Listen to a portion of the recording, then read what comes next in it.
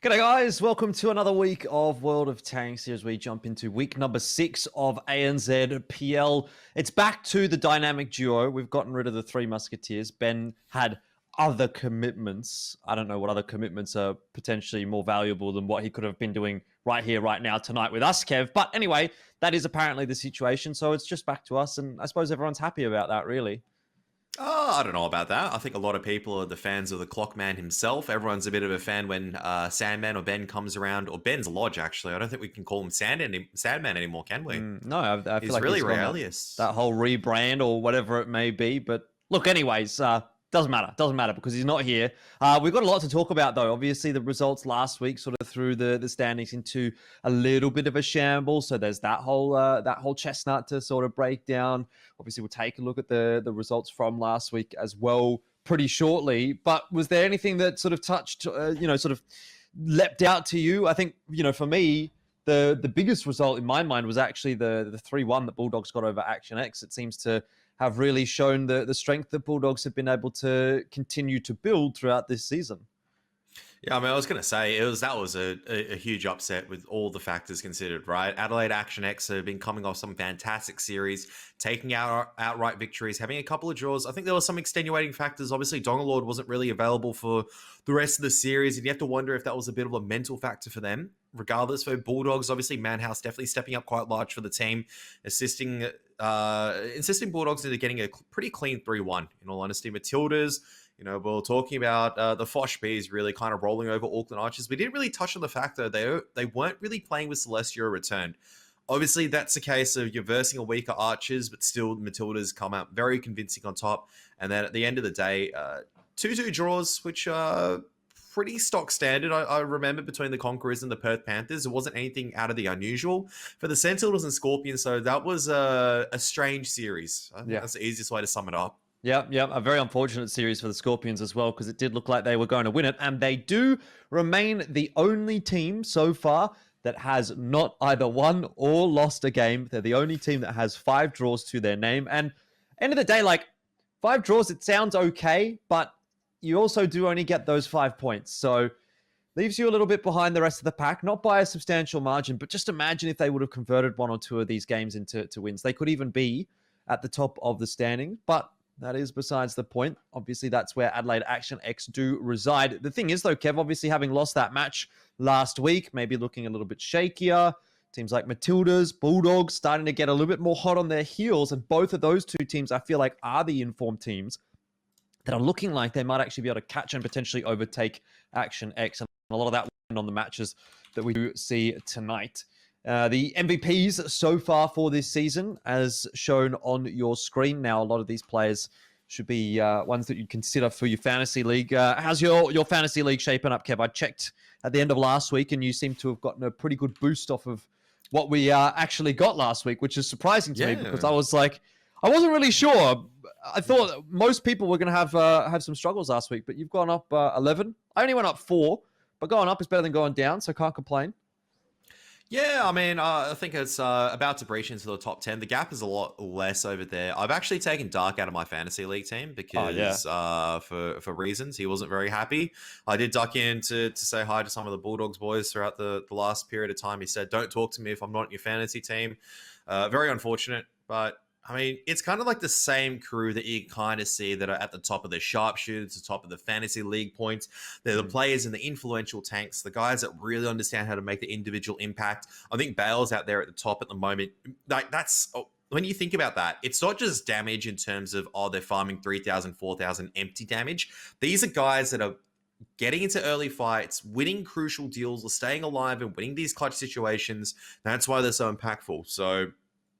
And it's the same kind of like 10, 15 names that you're starting to see a common trend. And I would say that you can make an argument. These are the guys that you should be putting on your fantasy league every single week. Yeah, definitely. Well, for the rest of the season anyway. There's not too many left, but...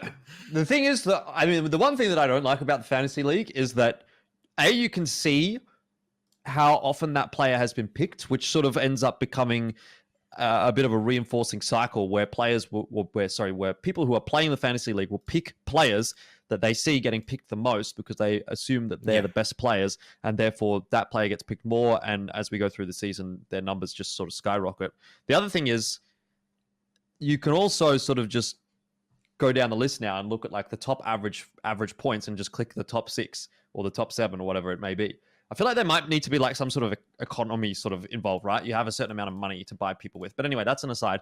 Look at the matches today. We've got a good one to start things off. Brisbane Bulldogs, Melbourne Matildas. Really looking forward to that one because it's in a sense a bit of a top of the table clash. Obviously, they're at the moment sitting in 2nd and 3rd respectively, but it's still a very, very exciting game, especially considering Action X is going up against Skorpions, who, look, granted, are sitting in 6th place, but I think actually Skorpions is a team that could well topple Action X today as well, similar to what we saw from Bulldogs last week. So could be a couple of rough weeks in a row for Action X if they don't get it back together. And then to finish the night off, we've got Auckland Archers versus Christchurch Conquerors and North Sydney Sentinels up against Perth Panthers, which I'm sure we'll be talking about a little bit later on in the show. But Kev, what's the takeaway for you here? What's the big matchup for this week? Honestly, no huge big matchups at this stage in time. Probably the first two, I would definitely argue. Conquerors and Archers, that's a bit of an interesting one. I mean, just because it's like Conquerors, the problem with the scoreboard being so tight together at the moment, they're all influential in their own right. I'll touch on that point later, obviously kind of focusing a little bit on their head-to-head first. Bulldogs, Season 1, they had a fantastic season, right? I think obviously a bit unfortunate they dropped down to the Archers in the semi-finals. Coming into this one, though, it's been anything but solid so far. Let's be real. It's been a shocking season. There's been maybe a couple of chop and changes in terms of the roster. They're not finding and gelling to get the right results, but they're still 3rd. You know, I think that's the whole case of, is this the Stephen Bradbury team at the stage where they fall across the finals at the very end, just like how we saw, I can't remember which team it was. I think it was Archers that did the Stephen Bradbury, even though they were Kiwi, right? Maybe they're the Stephen Bradbury team this time that will get across the line just when it counts. But to be fair, last week was convincing. It wasn't a case of, if X player did this or Y player did this. It was just Bulldogs all the way through, right? And I think that's something that we've been missing for a very long time. Yeah, definitely a standout performance from Bulldogs, and I'm hoping to see more of it. I think today is going to be a pretty difficult ask. I honestly feel as though Matildas are the strongest team in the tournament at the moment. I think they've had the best run of form. They actually are one of the few teams that hasn't lost. Obviously, the other one being Skorpions. So I feel like that speaks to itself, right? If you're at least being able to convert the draws, they've got themselves a win on the board as well. They probably should have had another win, maybe another couple of wins. Again, I go back to that matchup against the North Sydney Sentinels. I really feel like Melbourne Matildas should have closed that one out. If they would have, they'd be top of the standings, but they could well be top of the standings at the end of today. A game against Bulldogs.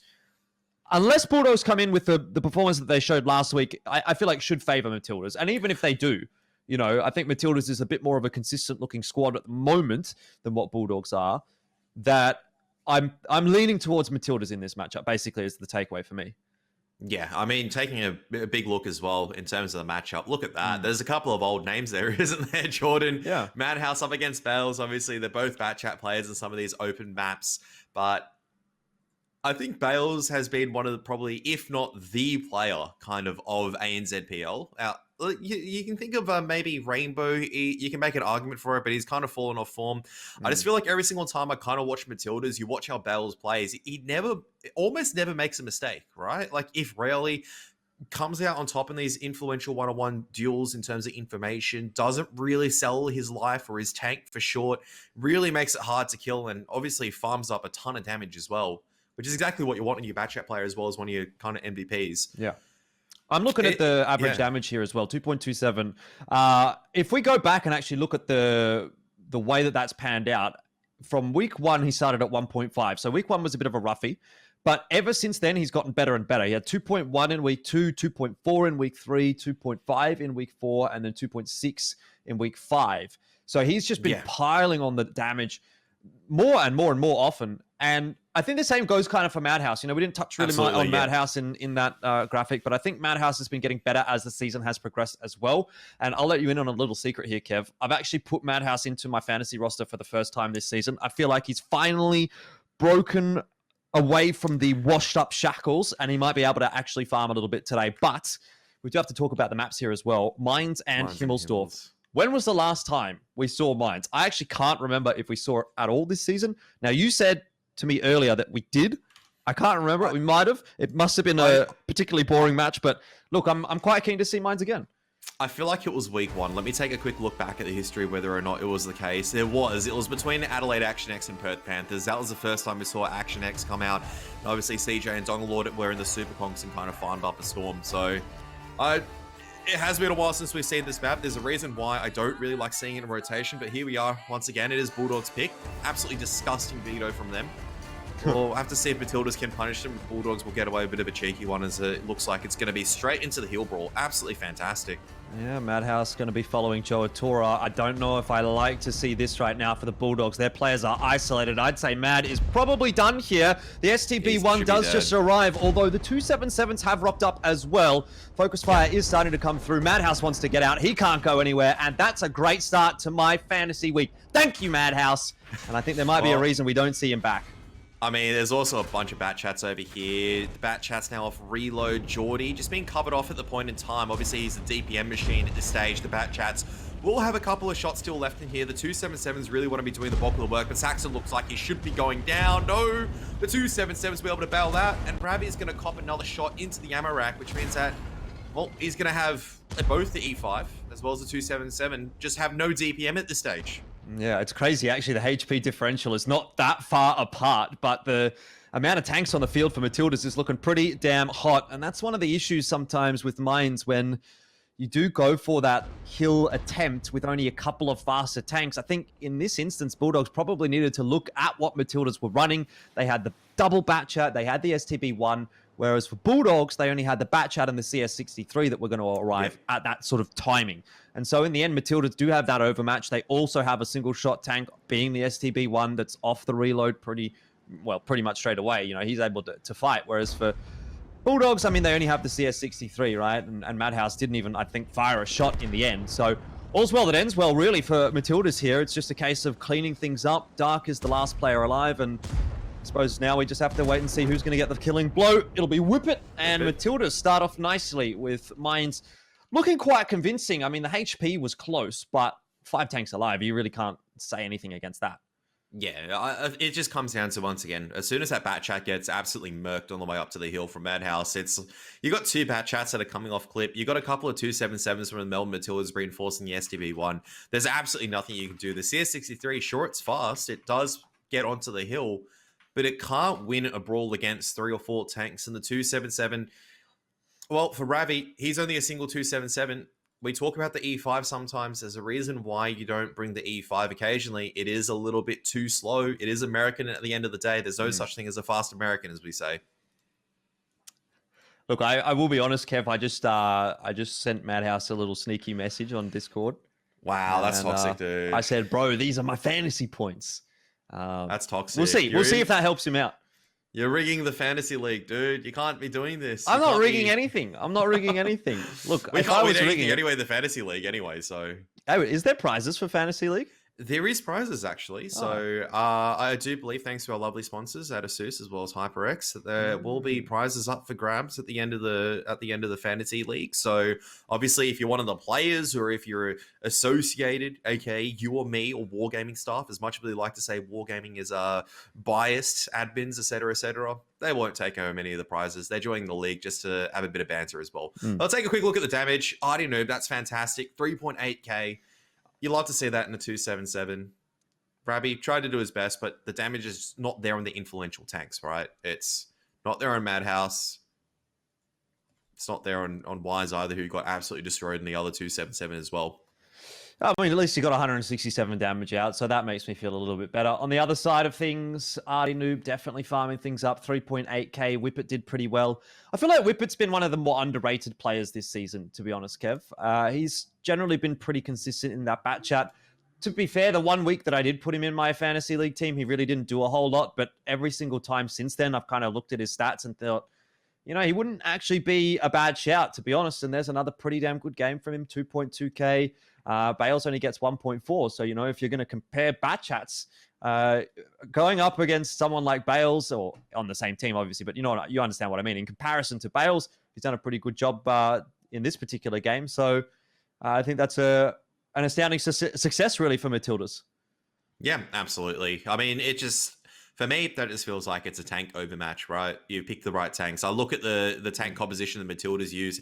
Any day of the week, I'd favor that against exactly what Bulldogs have brought, right? It's comes down to there's better DPM, there's better burst potential, and there's better brawl potential. All because there's an E5. Like, as much as I hate to say it, I like the E5, but the problem with bringing the E5 into a mid brawl is that it just doesn't get there in time. You're out of a tank very early on. You get focused, or your priority tanks get focused down. It's always going to be 3 fast mediums up against 2 fast mediums, and then 2 super fast heavies. Super fast heavies? You know what I mean. 277s are going to get there around the same time. The other ones, it's going to be a brawl. It's a 5 and 4. Do people still use the terminology heaviums, right? Obviously heavy mediums, because I feel like that's what used to get bandied around a lot, right? With the likes of the T10, and stuff like that. And I feel like you could probably say the same for 277, right? Yeah, 277 is just a weird tank because the acceleration just feels fantastic. I know I say that a lot of the time. The reason why I can say it, it's you can look at my stats. I've had 381 battles in just randoms or something like that, 300 plus in my 277. I love the thing to bits. It's so dynamic. It's quick. It can get into positions. It's got HP to brawl. And that's why it feels better actually than a 430U because it's actually faster than a 430U, which used to be a meta tank, now absolutely not a meta tank, because a 430U feels sluggish. It's got better alpha. It's got better gun handling, in my mind. 430U, it doesn't have good gun handling. And even if you compare sometimes a 140 or a 907 to a 277, the speed differential isn't that far off. Once you slap a turbocharger onto a 277, it's pretty quick. You saw that in the battle. The 277s are, like, you think about it before, to when the 277 wasn't there, what other tank could really compete with the mediums in terms of speed?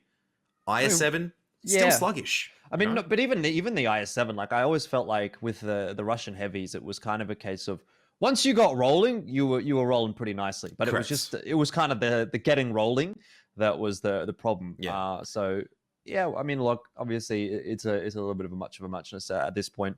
A lot of that also comes down to just the way that the Bulldogs decided to play that game out, right? If they would have played a little bit safer, if they would have sat themselves in the more quote unquote standard defensive positions instead of trying to fight hill, could have been a different kind of a scenario. Given that this is their map choice, though, Kev, they kind of need to get the 1-1 now. I guess the problem is like you look at it they need to kind of do something else, right? They need to go down a different angle, maybe take mid or take the 1-2 line instead, explore their options. The problem with that is that we see you have to invest your early resources in taking hill. You don't take hill oftentimes to attack. You need to be committing to a 1-2 push. And the problem with that is, like, it's a blind guessing game. That's why I don't like mines, because it can devolve into a game like this, because all it takes is that your bat chats don't go to, or the defensive bat chats don't go towards 1-2. They decide to go to hill instead, and it becomes a ball, right? Different idea from Matildas. Double E100, Super Conqueror. So there is no chance they want to be going for a hill brawl, even if they wanted to send the bat chat and the CS63 up. Yep. There's no chance of an assistance. Geordie's going to see this. Any day of the week you see this, you go to the 2 flag. The E100 is going to be absolutely useless, and Artie Noob just gets absolutely destroyed on the cross. This is not ideal, obviously, for the Matildas at the moment. For the Bulldogs, yeah, 2 flag should be the play. E100s can't really assist. They're just too slow. Obviously, lots of HP. Oh, I don't know. Matildas don't look like they're in the best position right now, obviously. But we'll see what happens. Bales is here assisting Dark, so it's not going to be the end of the world. Yeah. The thing is, though, now these 2 tanks are sort of stuck in a way. Oh, sorry, I should have said assisting Artie Noob. The name was clipping over a little bit.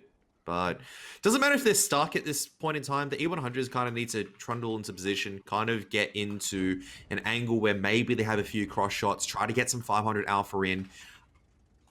And you can see that you can't push at the moment because the Super Conk has a bit of a cheeky shot in, maybe another E100. That's a great shot, I think, coming out from Joe Toro onto Whippet as well, to make sure that the Super Conk is going to be suppressed. Saxon, if he goes a bit too far, he's going to expose the side over to the bat chat as well as the CS. You can see Madhouse thinking about having a bit of a cheeky peek. He's going to be spotted, and they're going to push on the Bales right now. They are. Doesn't look like it's gone too well, though. Dark just gets No. absolutely blitzed. CS63 should get the kill. Bales might have overcommitted a little bit. Does get traded down by Madhouse, and now it's Madhouse's opportunity to make amends for what happened in the last round. This should be a free kill onto Artie Noob, and it is. Beautiful. He gets himself a double, and will have a nice little pocket of safety to reload in that bat chat with. It's a good start for the Bulldogs. A 2-for-1 trade and map control as well. Absolutely, and you can see that's the reason why for Bulldogs it was always going to be the overmatch. They needed to hit a couple of shots on the cross. You can say that maybe if they managed to get 1 or 2 more shots into Madhouse, then it'd be a different factor. But he is now at a fantastic K1 position where he's got a bit of a hold down area. He can make a bit of a play. E100s need to group up and do something. You can see that they're going to go straight towards the flag. Joe Otora is going to have cross shots. Madhouse is going to have cross shots. Whip it. I don't think there's much he can really do. Madhouse is just going to be farming at this stage. He's farming the fantasy points at the moment. Whip it, trying to find angle shots in as well. E100s have a lot of HP. Ravi's going to come into the brawl. This is all going to come down to, I guess, the fight resolution, how good the focus fire is. You can see for the Bulldogs, it's on point right now. Yeah, I was going to say, I really feel like the moment of opportunity for Matildas was when Madhouse was still on that reload. Now that he's been off reload and has been able to do all of that damage, things start to bleed a little bit away from Matildas. Though Joe Otora does go low and Madhouse gets traded down by Geordie, it is still a 2-on-3 with Bulldogs having a fairly significant advantage. And E100 and a Super Conqueror are not really going to be able to outplay this situation, even if they had the best possible positions. No, and Geordie's just been ammo-racked again, so he's used his repair kit. He's been double ammo-racked, which means he's got absolutely no DPM. He's obviously trying to stay hidden, trying to make sure that he's offering the hardest shot possible, but it's a perfect crossfire right now. Whip it. Unfortunately, there's not really much that he can do. Obviously, he's been farming up at this point in time, but Ravi has more than enough HP to really just take this one-on-one fight, but they're going to take the percentage play. E100 is just not really working out there for the Matildas, just a bit too slow of a tank. You can see maybe the mediums are reigning king today for now. Yeah, it certainly seems that way. Ravi looks like he wants to farm up a little bit of extra damage here. And probably will get that final blow onto Whip It. So anyone that's got Ravi in their fantasy team will be quite happy to see that. I'm not sure what the actual number ended up being, but I did see 3.7k there at one point for Ravi. So if he's managed that in the Super Conk, then that's not too shabby. But sometimes the spectator mod sort of bounces it up and down. So we'll have to wait until we get this post-match scoreboard and then we'll get a pretty good understanding. But I think a lot of that round actually comes down to what the initial setup was like for Matildas. You know, again, it seems like the defense, they had an idea very similar to what Bulldogs wanted to do in a way. They wanted to take a position. They got punished for trying to take that position. And then they were stuck in a hole and there wasn't really a way out, right? Once Bales and Artie Noob are across and behind that rock, there's nowhere that they can go. They can't go forward. They can't go backward. They have to stand and fight. And inevitably, that's taking the decision out of your hands, which is not something that you inevitably want most of the time. No, I mean, and that's the whole thing as well. You have to fight for that position because, well, if you're committed with a CS in a bat chat, you're trying to read, you're trying to counterplay each other, and you can see exactly what happens. As soon as the attacking side makes the correct counterplay, in this case, they decide to go for that river push as opposed to the hill push. Your tanks are stuck there, and you, as a defensive side, you go, well, that didn't go out to plan. E100 is like the threat is always going to be, we can hold mid, we can hold the hill. The Super Conk's no longer a threat if it goes onto hill. We can play very patiently and passive down these angles. You can't push across the river. So I think it's just a mind game's not working out between both parties at this stage, and maybe it is. Maybe the attacking side is just getting a better read of the defensive side, and vice versa. So it's a pretty interesting thing. Actually, just quickly touching on something as well. Mateo did want to mention as well. Apparently, Mary Turner won't be able to play for the rest of the season. He has had, unfortunately, a work accident. So maybe until the end of the season or whatnot. Team's okay with sharing, so I hope everyone wishes him a quick recovery. I hope he's all right as well. I hope it's nothing too serious. Yeah, I mean, obviously can't speak to exactly what it is, but best of luck and good wishes for Mary. He was a player that we did actually see sort of floating in and out a little bit for that Matildas roster, so I certainly feel like that is going to be a loss that is felt. It does mean a couple of the other players are going to get a bit more game time, but yeah, definitely. Mary, he's going to hopefully be back next season, I suppose, is the main takeaway for us here. And For Matildas and for Bulldogs, one apiece now, Kev. They're going to look to try and provide him at least a little bit of entertainment as he recovers, because we do move on to Himmelsdorf with that equal scoreline, which means it's anyone's for the taking right now, or even potentially a draw still on the cards. You think about how many 2-2s we've had this season. That's definitely still a discussion point. Matildas, if they do get the draw here, would equalize them first place with the Adelaide Action X, although that's still pending the result. As far as Bulldogs are concerned, it's kind of getting to the point where they need to start getting some wins on the board in order to be able to lock in a top 4 spot, which is what everyone wants, right? Because that's how you get into playoffs. Absolutely. I mean, you only got 2 weeks left to do it at this point in time as well. This is the penultimate week. Obviously, next week is the final week of the entire season. And I was looking a bit ahead as well in terms of the matchups and what was important, what was less important. The problem is every single matchup really is important at the end of the day, isn't it? So, I mean, it's good to see there, obviously, a couple of the replays. Good focus fire from both sides as well. I think teams are getting a lot better at focusing down exactly what are priority targets. They're really trying to make sure they're taking tanks out of the battle as opposed to just doing damage. So players are just improving time over time at this point, which is why these games are getting very, very close. I think there was talk about tiebreakers, I do believe, and players kind of, I don't know. What's your thoughts on tiebreakers in terms of of this format? Do you prefer the 2-2s, or do you prefer maybe that we should be always going towards a victory and a loss? From a broadcast standpoint, I like the fact that we know more or less how long the series is going to go for, and you don't have to mess around with dealing with, okay, who gets the choice of side on the 5th map, or whatever that may be. What even is the 5th map? Like, there's all these things that, like, it didn't ever feel like there was a great solution to the tiebreaker, right? Because there's always an inherent bias when it comes to World of Tanks, whether it is starting on the defense, starting on the attack, whether it's one team prefers one map or another map. These kinds of things all come into effect. So I don't know if it's necessarily the ideal solution. That said, I have felt a bit let down in some instances by the draws this season, because I feel like, you watch that, and if you think about the eye test, you could probably pinpoint a team that looked better in that match, and yet they don't get rewarded for that. And who's to say necessarily that they would actually win the tiebreaker? We can't. They might not.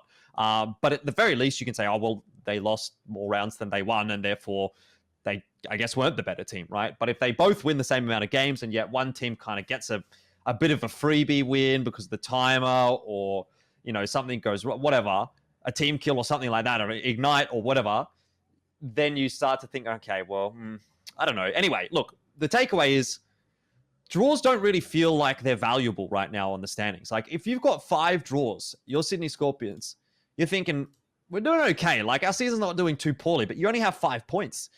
But the thing is, if you then put 2 points towards draws, I wonder if that's too valuable. You know what I mean? I'm not really sure what the solution is, Kev.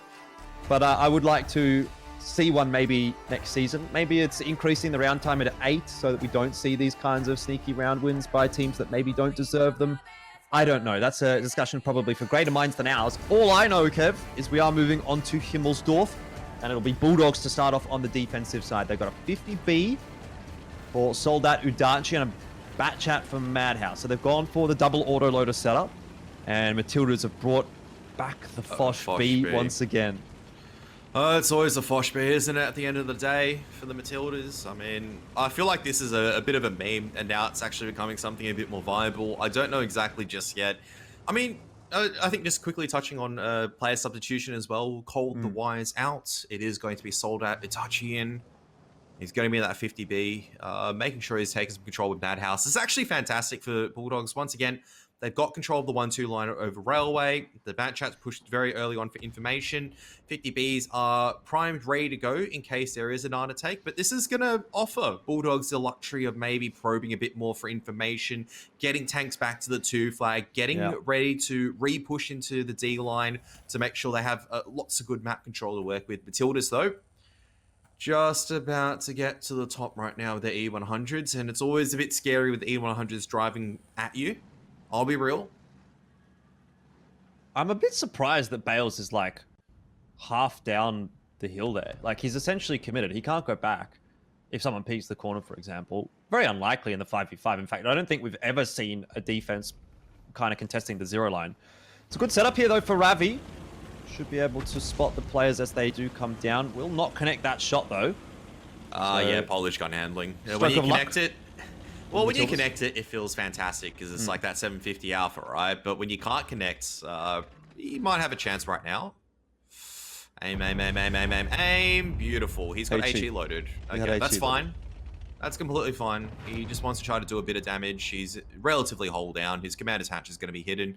And this is exactly what you do as Matildas. Make sure you take a bit of map control over here. Geordie and the Fosh B probably just setting up Look at Madhouse to push though, in. by the way, in the back chat. I really like this move from him. He's been able to go all the way down, get a lot of info, and get a big rotation. Spotted him out though. That's the thing, right? Bales has spotted him out, and the problem with a bat chat being spotted out making that rotation is it's time at the end of the day. There is a bit of a cheeky angle you can use. I don't know if the bat chat's got gun depression to make the way over into like E8 and kind of shoot onto the cap. There's like a tiny, minute angle that you can shoot in, but I think it would be difficult. Yeah, it's quite a short tank as well. That's part of the problem. So it can't like look up and over as easily as some of the others, like maybe a 50B would be able to, for example. Although I don't know the exact specifics of the map when it comes to the bat chat in that respect, but. Either way, he's a threat behind the Matildas, which is going to be a pain in the ass. With this is a disgusting angle from Dark. Can I say that? It's the E100s are forced to tuck in like this at the moment, and it's pretty much no control actually for them to work with. Geordie's taken one for the team, which is never good as a Fosh B. But he's still able to come back and fight. They've now spotted out the rotations from Bulldogs, but it's a good rotation from the Bulldogs. I feel like they're definitely in the driver's seat right now to retake the flag and kind of win it from here. Saxon cops a big chunk of damage there as well. Madhouse and Sold Out Udachi standing right about next to each other are going to be the key players for Bulldogs. I went for key and power, and it went to cow players. So there you go. That's what it is now. Madhouse has got himself into a pretty good position here, but only the first shot connects, not the second. Sold Out Udachi on the rotation here as well. So too are Ravi and Joatora. But Geordie in that Fosh B is pretty far away from this fight, so this could end up working out quite poorly for the Matildas. Dark, however, the focus of fire is getting pretty low, and maybe Matildas can find that first opener. Yeah, and here's the thing, right? That Fosh B can now guard the flank, so all you need to do is tuck in. This 50B can't really get away. There needs to be a tracking shot coming in from one of these players. Whip it. Or tries to go for the rear track. You can see they're trying to make it work, and he's getting absolutely blown up at this stage. Whippet should be able to get the kill. No, it's going to be Saxon, actually. Bales doesn't have the repair kit just yet. Geordie has 5 in the clip. He's got 5 in the mag seal, and Matildas have actually managed to bring the HP back. The E100s and the 113s are fighting together. The 60 TP has to take damage at the moment. And here comes Geordie at the moment. And sure, he bounces a shot in the Fosh B. What's new, Kev? I feel like that's his modus operandi right now this season, but he is managing to get it done in the end. I think he might have even set Joatora on fire there. And so Madhouse is going to scurry away in that bat chat, look to try and farm up a little bit more damage, but that's going to depend on whether or not he gets tracked on the way out. Looks like he's okay for now, and he will be able to outrun all these tanks. Yep. So 3 on the cap at the moment, which is going to take a while, but it's going to be the 113 Fosh B probably leading the charge. You probably leave one of the E100s around the D. Probably you'd leave Artie Noob probably anchoring the position where Whippet was around D5. You'd get Geordie probably pushed up very far ahead in the Fosh. Oh, you get a Fosh B on the cap, maybe the 113 watching down towards B3. You pretty much nullify any chance of this bat chatting a good rotation. Madhouse, this is going to have to be an insane clutch. He can get the reset. He's got plenty of shots, and he's got a bit of margin for error, right? He's got this HP to work with, but he might not have the time to rotate. 27 seconds. What angle is he coming in from? I mean, I think he can inevitably get a reset if he would have just full sent it. Might be a little bit too late now. I mean, how is he going to get a reset and get out? Like, realistically, it's not going to happen, but you got to try. He's trying to find the timing on Artie Noob. He's going to find it right now. There's one reset. Yeah, he gets the reset, but the problem is the other cap points are in the other people, right? And Matildas, they play that pretty well to get the 2-1 at this stage. You can say that Madhouse needs to full send it. Let's be real, he full sends it, he's dead. Yeah, of course. I mean, there's nothing he can actually do There's nothing he can really do over here. So, I mean, you're a bad chat at the end of the day, and you don't have any armor. There's no brawl potential. It's not the case if there's 1 or 2 people that you can actually take away, or like 1 or 2 people you can kill with 1 burst. Yeah, you can't blame him for the situation. That was really well played from the Matildas. I thought Bulldogs actually had the better rotation. They were able to bleed out early on, but the brawl just works out so much better. And I mean, it's just icing on the cake, right? When you see an E100 just bounce a shot off the Foshby. Like, that's just hilarious. Nicely played indeed. Whippet, 3.5k. Again, putting in another solid performance here. So he's definitely been a power player for the Matildas roster. First time in the entire season that we've actually seen Bales in a non-auto loader tank. He's played the 50B, the Batchat, and the CS63. I know, technicalities, but single shot tank is maybe what I'm getting at there. Either way, maybe not up to his usual standard. That's all I'm going to say. Madhouse, though, did get 2.9k, so I'm pretty happy. We managed to get a few more points in the fantasy league there. Not great for the Bulldogs, though. Down 2-1 right now. I'll tell you something funny. I have both Madhouse and Whippet on my fantasy league team. Well, you're farming at the moment. I'm farming at the moment for game number 1. So this makes me feel good. It's also good to see some of the young talent. I consider Whippet a bit of a younger player, obviously. It's good to see that he's put in a position to perform 6 He didn't bounce. Shots.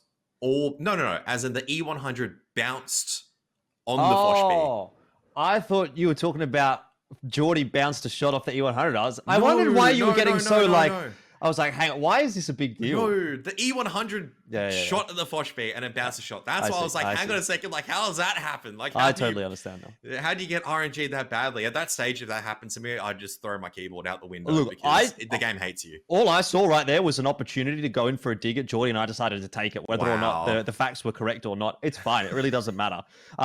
Look, who cares?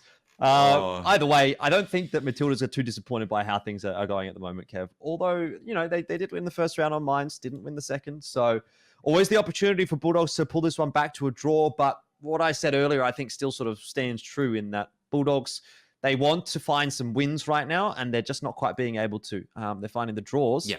Or at least today they're finding the draw. Last week they found a win, but I think they need another one. You know what I mean?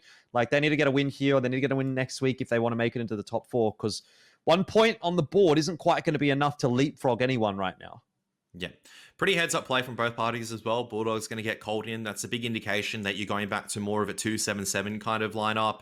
Also, it's going to be 2+2. That's going to come in the rotation for Saxon for the Matildas. So, once again, another indication that's more likely going to be a 2-7-7 as well that the Matildas are going to use as well, because he's kind of like that specialty player, the 5A or the 2-7-7.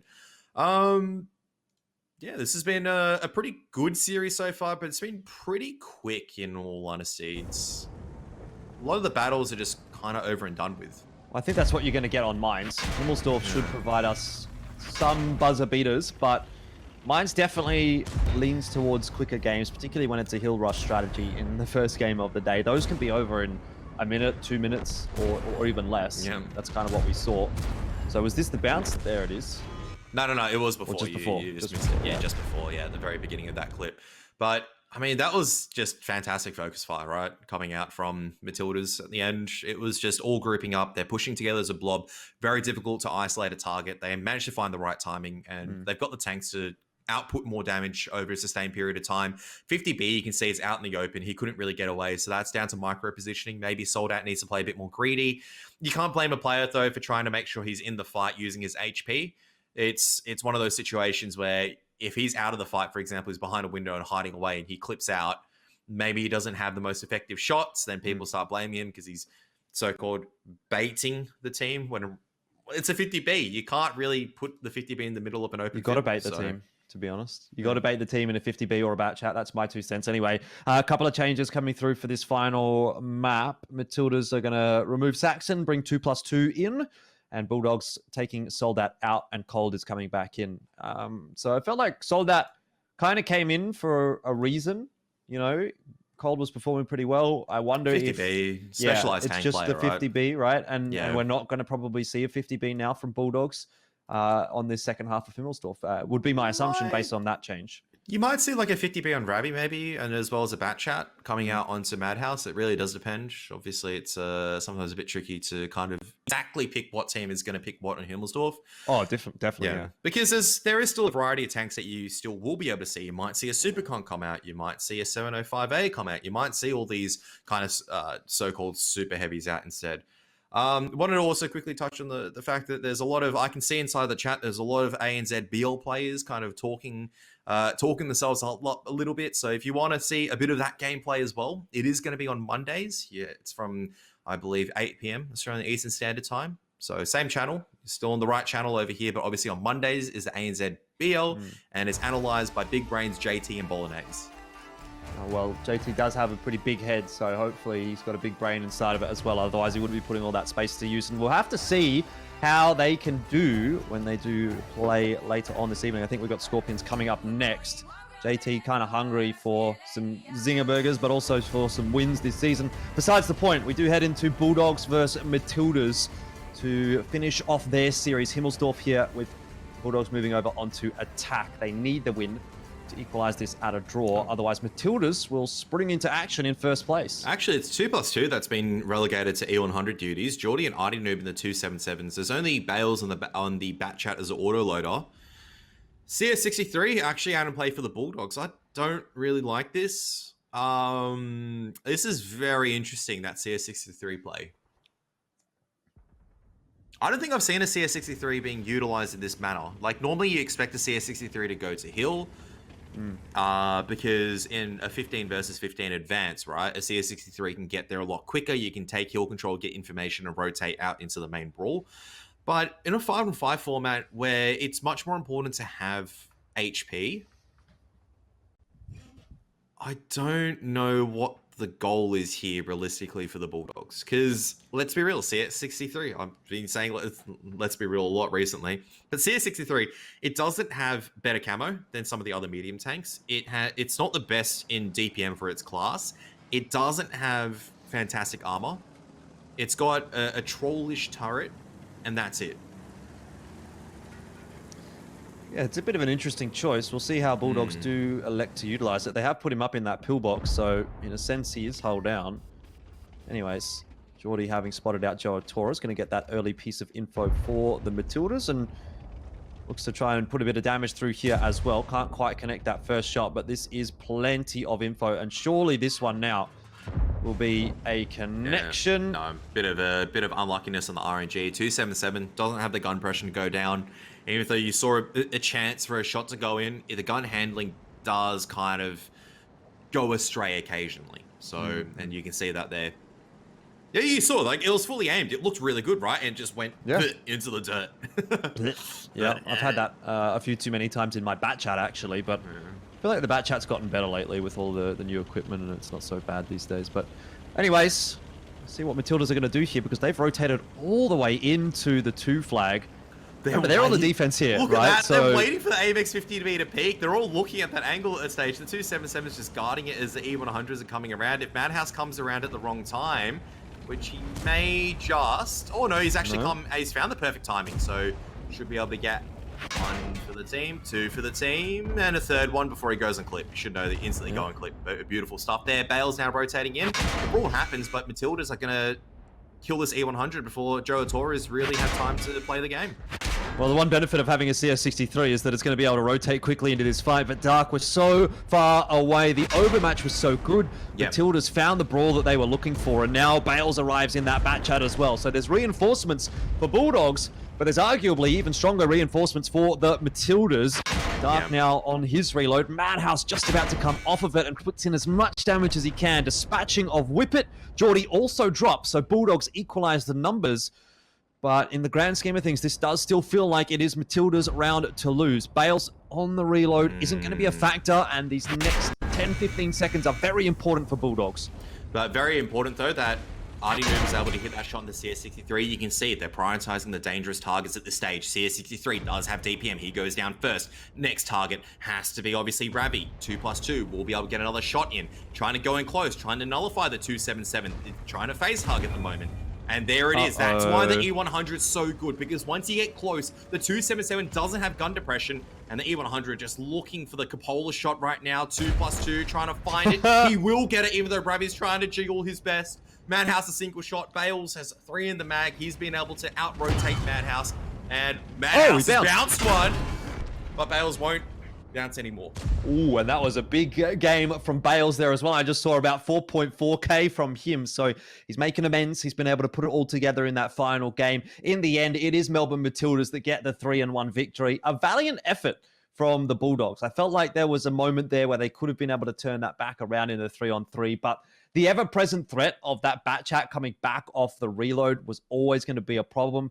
And when Ravi bounced off the E100, end of the day, that was the death sentence. It was probably not going to make a difference anyway. No. But at least if he kills the E100, maybe he gets one more shot into Bales. Maybe then Madhouse can pull off the clutch in the 50B. Either way, not the case. Looks like I've been trolled a little bit by the spectator client there. 2.9 by Bales, but still not too shabby of a result for him. 3.1 for Madhouse. Put in the hard yards with that 50B as he is inclined to do, but it just wasn't enough. I mean, again, you kind of just have to go back to the call there from Matildas and say they found the fight that they wanted. They got on top of Bulldogs, and Bulldogs weren't really able to rotate in time to help Joe Atora. He got a couple of shots out. Yeah, great, but he dies straight away, and it's a 5-on-4, essentially from the outset. Yeah, and 2+2 pretty much. Look at that. Super sub coming in, right? 3.4k damage. That's what you want to see from like your specialty players. It reminds me of Randomized, who you chuck in an E100, just does work. Same with 2+2. You can see it knows exactly what he needs to do in a one-on-one fight. I always praise this guy because A, he's pretty funny because he's got that New Zealand accent. He says some pretty funny stuff in Discord. But B, on one-on-ones, he's one of the better players on the server. And you can see exactly why there. It wasn't the case of Ravi played that poorly. That was just down to understanding what your tank strengths are, what the 2-7 strength is, and nullifying it effectively from there. And he just takes his time, pens an important shot. As you said, if he misses that shot, allows Ravi to kind of stay alive, maybe offers an opportunity for Madhouse to try to play that clutch situation. But I feel like Bales also was hunting actively for Madhouse at that stage. He knew he had kind of the overmatch. I do believe he put 2 more shots into Madhouse. That's why Madhouse is already down to 137 as well. Ultimately, though, it was good to see the series pretty tight once again. And I would feel like Matildas, it's good to see them come out with a victory. I'll be real. They have been searching for one for quite a while in terms of making it look consistent, in terms of making it look like they are ahead a lot of the times in a lot of these games. They just suck to close sometimes. I think that's a fair thing to say. Sorry, Jordy. Like that. I think but it's good to see that it hasn't mentally affected them that bad to the stage where they start kind of going down and spiraling downwards. They just go, we know it's winnable. They fix that issue and they actually start taking the series they should. And this is, in my mind, one of the series they should have taken, and they took it very convincingly at the end of the day.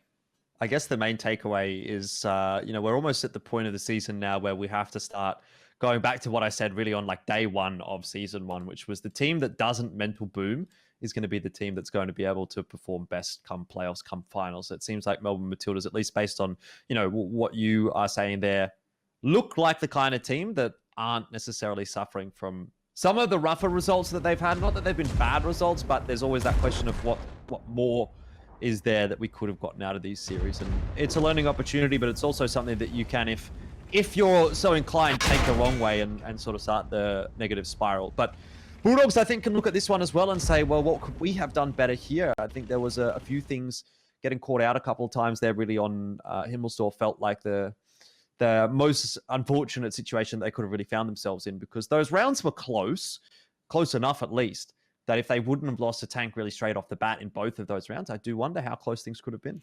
It comes down to, I think, the overmatches. Matildas just seek the overmatch, and you can see it's not even a fair fight most of the time. It's like one tank is going, please help me. In this case, it was Joe. It's like, please help me, guys. I'm getting surrounded by 2 E100s and 2 7.7s. Please help. And there's no help. It's just pain from there. And as soon as you have that overmatch, that starts bleeding further and further forward, because you're desperate to try to get on a 4-on-5 your tanks into the battle. There's one AMX 50B that's trying to dance around the side, trying to figure out what the best angle to approach is, because if he takes a shot, that's going to nullify his effectiveness further. So it's really a 3-on-4 brawl at that stage in the middle. And Bales, you can see, he's just channeling the chaos. He's in a better angle. Madhouse wasn't, I think, in the most fantastic position. Couldn't really try to isolate targets, try to go around the side and make it work out. I mean, Bales, did he even cop a single damage? I don't think he did. I'm just taking a look back. I think he did in the end take one shot from Madhouse before he actually did manage to get that kill. But either way, much of a muchness. A very, very good game from Matildas. They get the 3-1, and now we have to look forward to our second match of this evening. Adelaide Action X, the top of the leaderboard coming into this week. We're going up against the undefeated Skorpions. Maybe a little bit of clickbait there, but either way, stay around because we do have a good match for you coming up just after this.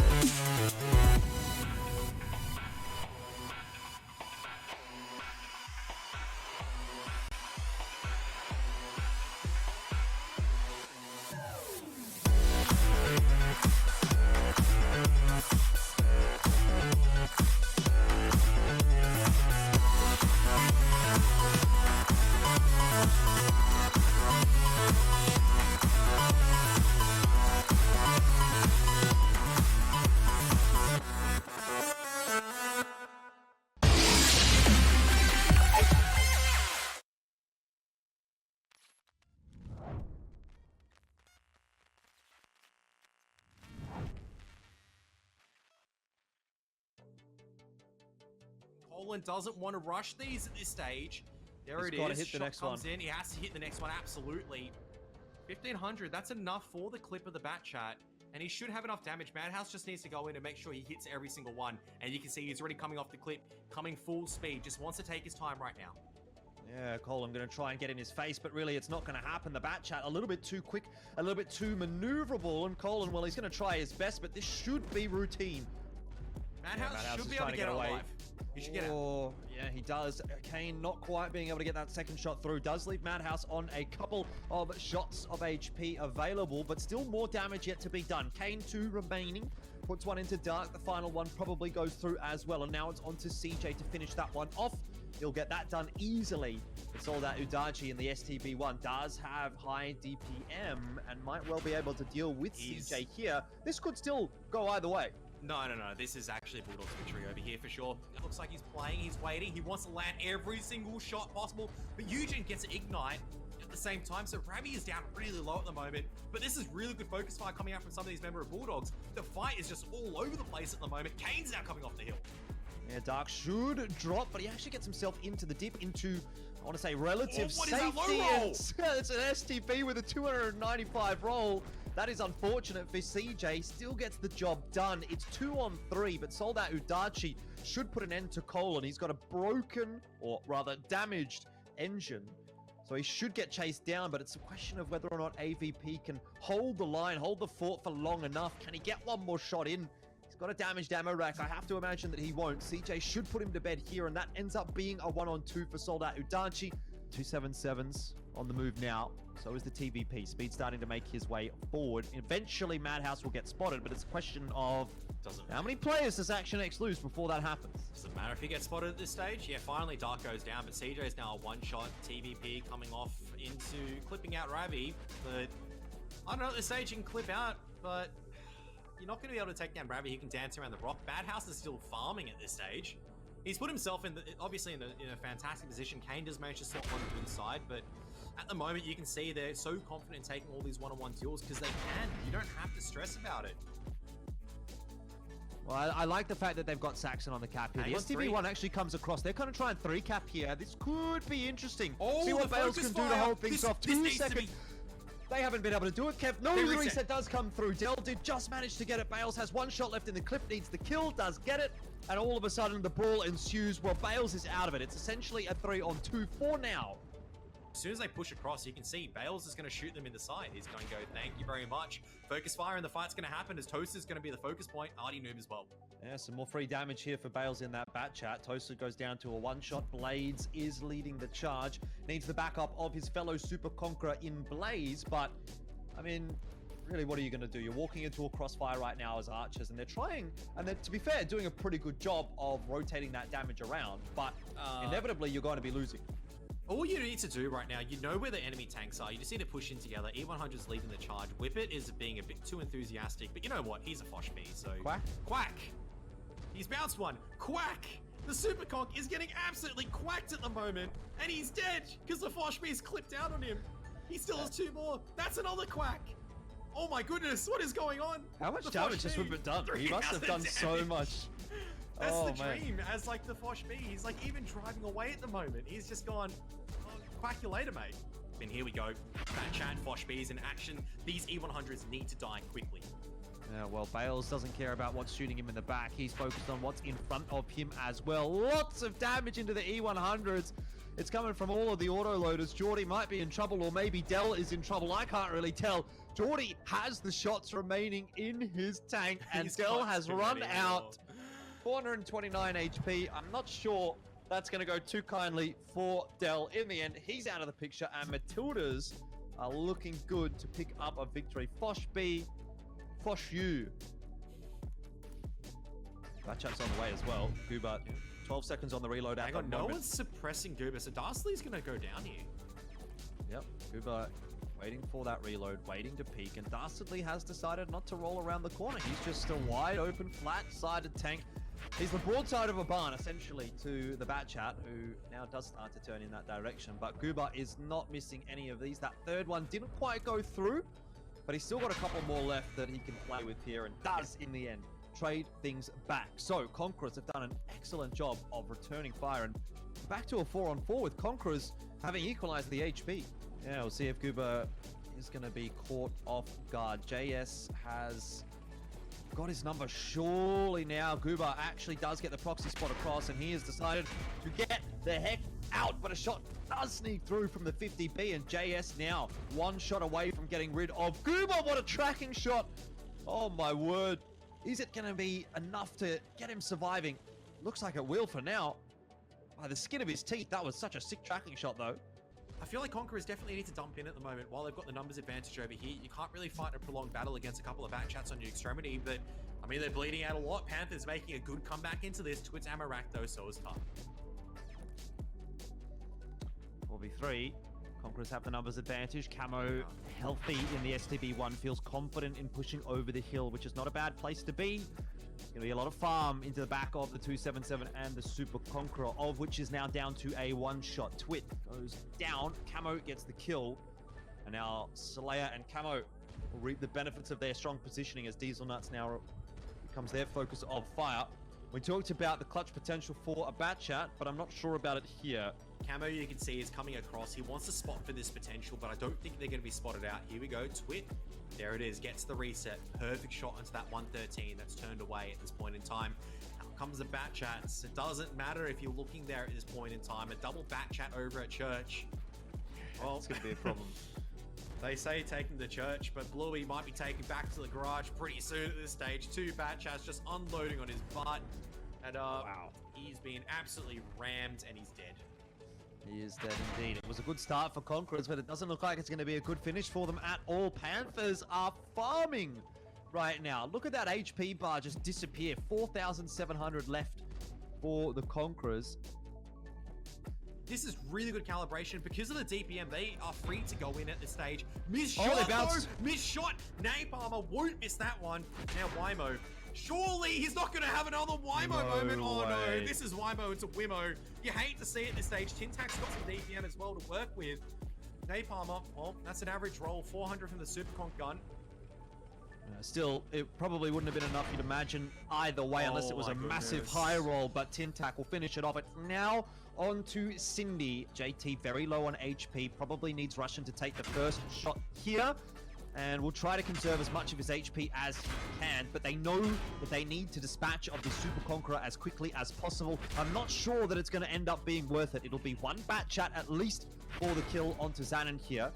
Well done from Russian to complete that kill, but does he survive? But looks like he will. Here's the and thing. now they find the isolated tank on the Kronberg. Yeah, Skorpions are finding all these isolated duels, and they're making the right calls, but good bleed as well coming out from Sentinels.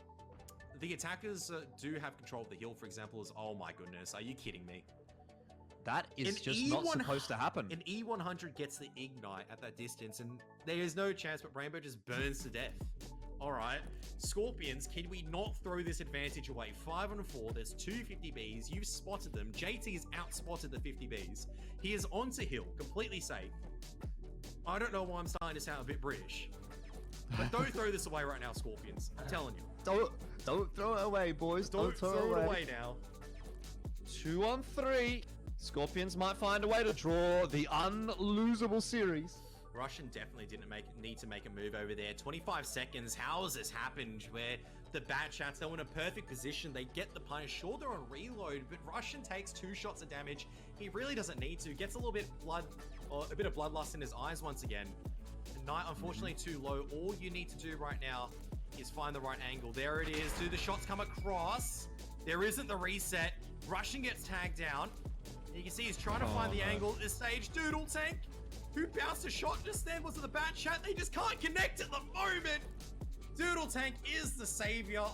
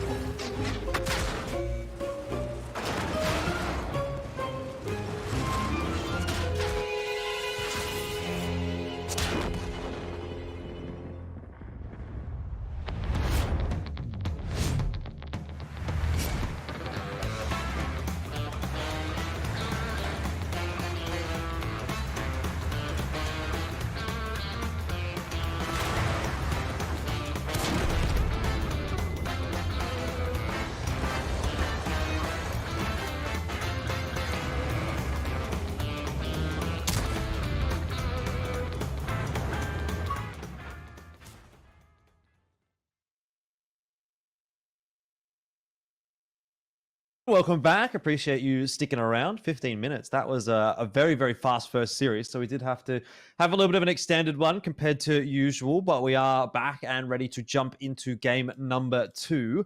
Adelaide Action X and South Sydney Skorpions, Kev. An interesting prospect coming into this week. Action X were the top team.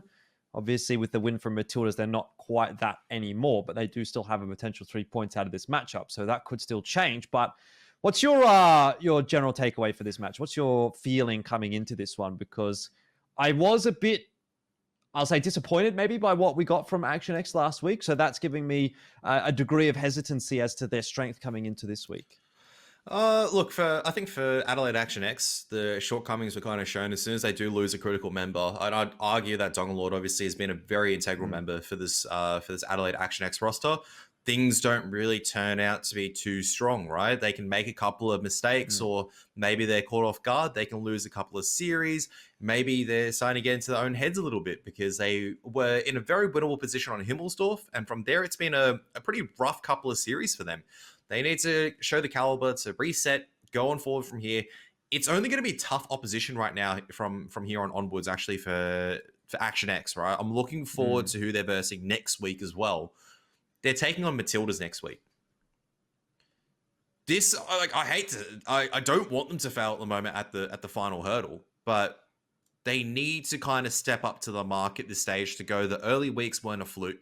They can back it up and prove it against some strong opposition, both the Skorpions as well as Matildas, to convincingly make their way to the finals.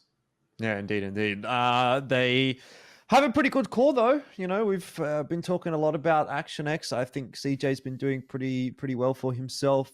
Kane has been popping in here and there. Party also popped in for one game. Obviously, you've mentioned Dongalord, but obviously Speed, Colin, and Eugene are worth mentioning as well. I feel like this roster has come together nicely, right? Season 1 was a bit rough for Adelaide Action X, but a couple of new players coming in, a couple of older players sticking around as well, and the roster seems to have, really elevated themselves. But I do wonder if it was just a couple of honeymoon weeks at the start of the season and whether or not they're going to have that consistency through the rest of the competition. Well, speaking of consistent, South Sydney Skorpions are nothing if not consistent, or maybe consistently inconsistent, because they do have really good rounds, but then they also have some pretty poor rounds. The one thing that they do manage to get a lot of the time, though, is draws. They have 5 draws this season out of 5 weeks. They're the only team that has neither won or lost a series. And I suppose we'll have to wait and see whether or not that's going to change today. My gut feeling, though, is that this could actually be another draw. Yeah, it might be back to the 2-2 land, right? So, look, I think JT is taking the Russian theme a bit too seriously. He's got the vodka, he's got the Russian over there, and probably smashes some, I don't know, maybe has a couple of drinks alongside with the boys, and as a result, that's why we get some topsy-turvy matches, because I think that's a frustrating thing. All jokes aside, that's a frustrating part for me for the Skorpions. They have all these really good players. I would argue the best caller inside all of Oceania, probably for tanks. So why can't they win? Why can't they win, Jordan? I don't understand. Mistakes. They make a lot of mistakes, I think, is probably the one takeaway for the Skorpions. You know, they get themselves consistently into good positions, but then someone will have a brain fart, or maybe a call will go poorly, and what looks like an unlosable scenario suddenly becomes almost unwinnable. And we saw that even a couple of times last week. So I'm glad that we do have the highlight here on Russian in particular. I feel like he had a pretty decent week last week in terms of the damage output. And he's going to be another player that I'm really looking to sort of step up in this game, right? He's obviously the guy that sort of finds himself in the bat chat fairly often. I've actually just taken a quick look at the tanks that he has been playing, and there is a wide variety, but the bat chat seems to be what he's been finding himself in more often than not lately. I think he's been doing a pretty good job of it. So I'm hopeful that Russian's going to come in with a good performance this evening. Skorpions starting off on Cliff and Prokhorovka for Action X. So a couple of nice wide open maps. We're definitely expecting to see bat chats across the board here. So I suppose we'll be keeping our eyes peeled on those bat chat players. Yeah, T100 LTs as well. Wouldn't be surprising for Prokhorovka. Probably see the CS63s and TVPs and Cliff once again. Yeah, I mean, I don't mind Prokhorovka as a map selection. I do feel like though a lot of the time the teams in the attack have maybe hesitated on making a bit of a risk in taking some map control, maybe committing to a flag, and as a result actually taking defeat not because they get outplayed, but because the timer, as they say, time waits for no man or no team or no person. And Prokhorovka, I feel like, is the defining kind of, I guess, is the definition of 7 minutes for a lot of these teams. It's just not being enough sometimes because they're a bit too passive, or it's funny that it's a knife's edge, because we always talk about teams maybe not committing early enough. We once again do have that kind of God view. We're able to kind of see over everything, and we can go, why are they making this play? We sometimes forget in the server, you commit a bit too early, you lose the game. You commit too late, you lose the game. So where's that right interval? And it's very hard to find on Prokhorovka. Well, I guess both teams are going to have to dig deep here and figure it out pretty damn quickly. It's an important match for both sides. Action X looking to hold on to first place, and for the Sydney Skorpions, they are desperately searching for that first win that will skyrocket them up into the top 4. Another draw is no longer acceptable for the Skorpions. Time is running out. They need that big injection of points from a win. If they don't get it now, then there's only really a couple of weeks left to get it in. We do have the T100 LT out for both CJ and for Russian, so you were correct on that front. A Leopard 1 as well for Night, Kev. I know you've been a detractor of the Leopard 1 in previous weeks. What do you think about it here? Yeah, look, it's been spotted already. It's where is it going to shoot from? Normally you see the Leopard 1 on hill, so this is going to prompt Russian to make this big rotation.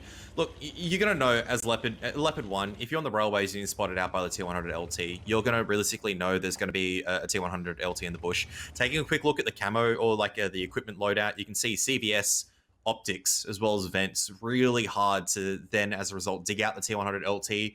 He's got fantastic spotting. He digs you out of bushes a little bit easier as well, thanks to the commander's vision system. CJ doesn't really need to move here, I feel like, because you've committed your forces across to the 2 flag defense. You've got SGBs to make sure they can't come towards the 1 flag. It's so hard to break this, because as soon as you try to commit across over the railway, CJ is going to spot you.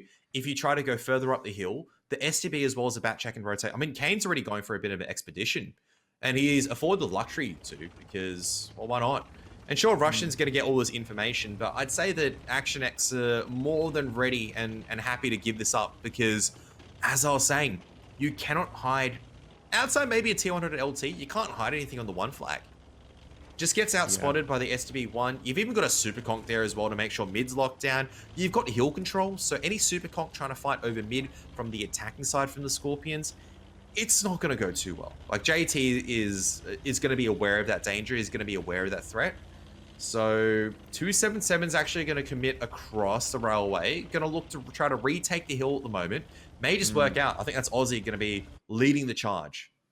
They don't have a lot of time to do it with. That's one of the difficulties of this format. 7 minutes, you really do only have one play, if that makes sense. You can't make a decision, reset, and then make another decision. You have to make sure that the choice you make initially is going to be the one that you want to commit to, because otherwise you're not going to have time really to play around and rotate across the rest of the map. So whatever the Skorpions are going to do, they have to make sure that it works.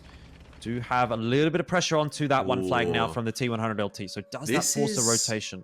The problem with that, though, is because it shouldn't force a rotation, because you know where the 277 is in Aussie. This is actually really good rotations coming out from Skorpions. They've retaken the hillside. They actually control so much map at the moment that I would actually argue this is a poor scenario right now for Action X. They weren't able to get the plead on the 277 on either Napalm or an Aussie.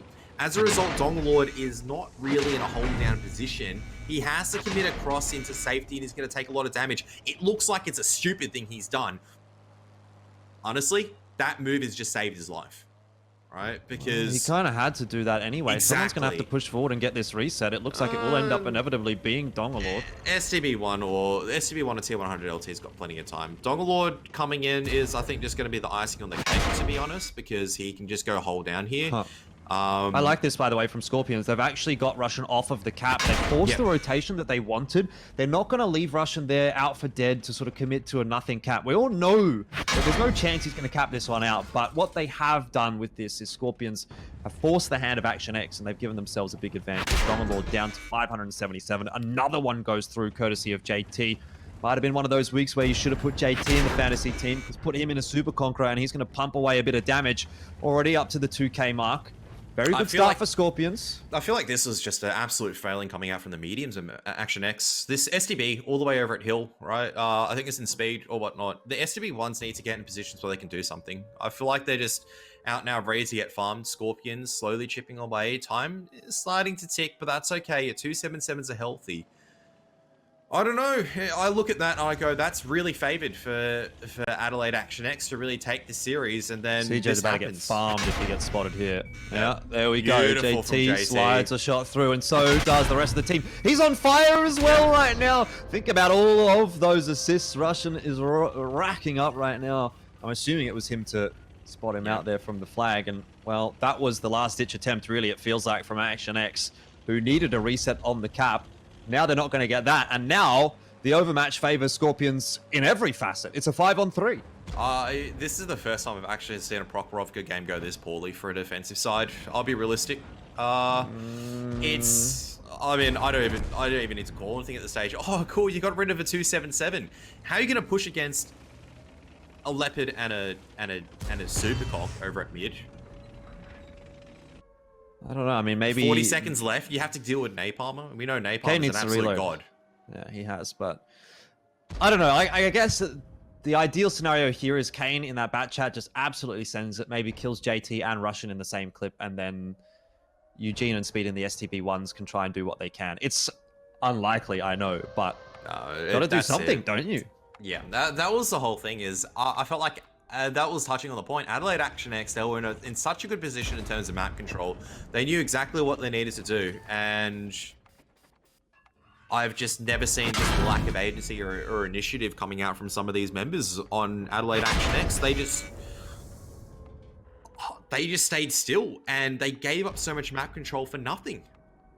We always talk about map control being one of those things where, as Napalm is just go for it, son. Gets a bit of extra damage. Napalm is on my fantasy league team, actually. Speaking of which, he's one of the consistent performers. I've never seen a team get so much control. Like CJ's up there, like high already. You can get your STB, you can get one STB there, you can get a bat chat over there, you've got one on the railway lines, you've got a super conk there. That's the recipe for success. You're controlling half the map, and you allow Skorpions to retake that half. I'm just in pain at the moment. Like it's. That's just disappointing. I'm sorry to say. I know you want to say the word. I know it's harsh, but that is so disappointing where they're in a great position. They can read the rotations. You can get your mediums in the correct points. And that's crazy to me, by the way, that two players on the Skorpions have done 0 damage and they still win that so cleanly. That's what I mean. That's how bad it was. And you can go, JT hit an Ignite on a T100 LT and CJ or whatnot. That wasn't what won them the game. You can say Donglord committed over mid, why he committed over mid. It was because the mediums did nothing. Donglord is in a position where he's set up, and if you don't have heal control, what does that Super Conk do? It's dead. It has to go do something, and he's still done more damage than, well, some of his other members, even though he's one of the first to die. I don't know. That's just for me. I'm going there, and I'm looking at that, and I'm just shocked. Like, that's that poor. I'm looking back at the replays right now. There was an STB1 on the island when they were retaking Railway. He was on the island. Well, end of the day, it's only one round. Maybe I'm being a bit too harsh, but the way I'm just looking at that, and like, when was the last time that you saw Prokorovka where a defensive side had the hill control, and they decided to fall back to a quarter of their map, I guess. Yeah, it was an interesting rotation. Obviously, Skorpions was able to crack it, but maybe some mistakes coming through from Action X. Either way, it is only the one round, Kev. So, yeah, you know, we shouldn't get too hung up on it yet. have to wait and see how this sort of eventuates and develops over the course of the series. Yeah, I think as well, it's the case of maybe it was a good counter rotation and Skorpions really took advantage and maybe caught a window of timing and it worked in their favor. But this is far from the convincing victories that we had at the beginning of the season, right? Before, this is a worrying sign now because we always talked about how Adelaide Action X, that was their resurgence. They've come into series, the games have either been close or the series have been close and you can kind of make an argument, yeah, they could have won that because of that, or they won that because they did this. I can't make that same argument on Prokhorovka. That just looked like it was... the problem's getting worse, if that makes any sense. They're starting to get more, they're withdrawing more, they're starting to play very defensive. Where's the bold strategy gone? Where's the case of playing to actually make that win happen for Adelaide Action X? And that's the scary part for me, because Skorpions are playing to win. And they're always a team that will never kind of turtle up. They'll always kind of try to go for the jugular and make sure it works. And this is the part, obviously, this is after a lot of the map development or everything. But this is like one of the points in time where you look at the map even from that point and all of Adelaide Action X are boxed into one side of the map and there is absolutely nothing they can do. I just think it's one of those things that can develop over the course of a season where you might have one bad week and that lowers the confidence heading into the second week. Maybe someone doesn't play the way that they would as a result of having this sort of hesitancy or second thought or doubt in their mind or whatever it may be. And then that compounds upon itself. And then you're 2 or 3 weeks in and all of a sudden you're like, the whole confidence of the entire team is shot. And if you were to go back to week one and look at what Action X looked like there versus what they look like maybe at the moment or last week, you just think, what has happened to this roster? I don't know if it's necessarily at that point just yet. Like I'm still prepared to give Action X the benefit of the doubt. Yeah. Maybe it was one bad game on Prokhorovka, but certainly if they do end up being the first loss, or rather the first win, I guess, for Skorpions of the season, that'll be some questions asked, right? Because 5 other teams haven't lost to the Skorpions, and Action X is the number 1 team at the moment going into this week. So that is a storyline in and of itself. Good start for Skorpions, but we've said that so many times, right? So I don't want to take away too much from this first map. How often we've been at this point, how often we've even been after map 1 and it's a 2-0 for Skorpions and we've said, this is the opportunity, this is the time, this is where they can finally get a win. And then it's been like disappointment, like 2 or 3 weeks in a row, really, it feels like now. You can forgive it for a couple of weeks, adding new players to your roster, starting to work your way into the season, blah, blah, blah. But eventually, push has to come to shove and Skorpions need to find some wins. So does Action X, but I think it's even more dire in the case of Skorpions. So, yeah, I mean, it feels like now or never, really. I wouldn't say that because Skorpions have at least going from strength to strength. Every single time they lose a series, at least there's something that can be learnt and they can apply it, right? Whereas the last couple of defeats where I'm looking at this as Adelaide Action X, and it may sound like I'm being hypercritical considering first season they admittingly, they were near the bottom of the leaderboard, right, for season 1. Season 2, strong resurgence, and now obviously it's kind of in a testing period. I have faith in these guys. I know what level they can play to, which is why I'm saying it's so disappointing, because I know they can do better at this stage. I've played with these guys before. I know they're much better than what that showing was, and that's why I'm so, I don't know, like Kevin Dad disappointed kind of thing. You definitely are putting on the Kev Dad disappointed face at the moment, but yeah. Skorpions should be impressing you. Double IS7, double Scorpion. Sure. Interesting setup. T100 LT obviously going to be there to try and light the targets for the heavy tanks behind him. It feels like a game where our eyes definitely should be peeled on Russian and CJ here. Both the T100 LTs. If Russian dies, Skorpions are going to be in hot water. Yeah, there's also CS as well. So CJ getting nice and early on into a good spotting position. Super Conk. Oh, well, Russian's been spotted out. So did we actually find out whether the north or south spawn was a bit favored for the Magic Forest? Or for the forest line? I think it was a north spawn, wasn't it? That was a bit favored normally if both T100 LTs went for it. I actually don't recall, but I believe that was the case, yes. Well, CJ is doing a bit of work right now. I'm actually quite impressed with how far he's been able to get up. Obviously, it's not being challenged by Russian, so that does make life a little bit easier, but there's a lot of map control there for Action X that's been given over to CJ. Hasn't spotted anyone really yet, though. I mean, even if these Super Conks and IS7s are spotted out, I'm just trying to think I'm just trying to think for Adelaide Action X what tanks can really do damage. The CS needs to come a little bit closer. There is a Super Conk from Dongalord that can maybe get a couple of bleed shots in, but they're on the other side, so CJ's coming ever closer. There's the IS7 being spotted. Super Conks as well being spotted out, but this is a good symbol. This is much better from Adelaide Action X, right? We're seeing a bit more like initiative and whatnot. I need to see that CS63, I think in Eugene, come up a little bit. I don't think he's got shots on at the moment, but he can definitely push up a little bit more and get into a favorable position where he can actually get some shots. If he does push, though, does he get spotted by JT in that IS7? Depending on how far he goes. That might be the hang-up at the moment. I don't think so, because... Or, yeah, if he goes too high, actually, you're right. He will be spotted out, so... Something just bounced. Might be Eugene shot into the side of the IS7 turret. Speed's making a bit of a play alongside with the other bat chat. This is much better from Kane and Speed. Like, this is something I wanted to see. They've got a lot of map control. Okay, so what can you do with this map control? Make sure you squeeze it in. And this is where Skorpions, I'm like, maybe their read doesn't work out too well.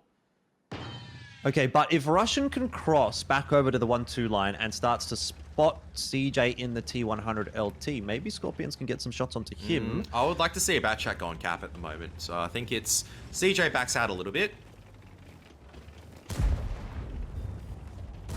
Commander dead for JT is not going to be a fun time at all. Does put that med pack through.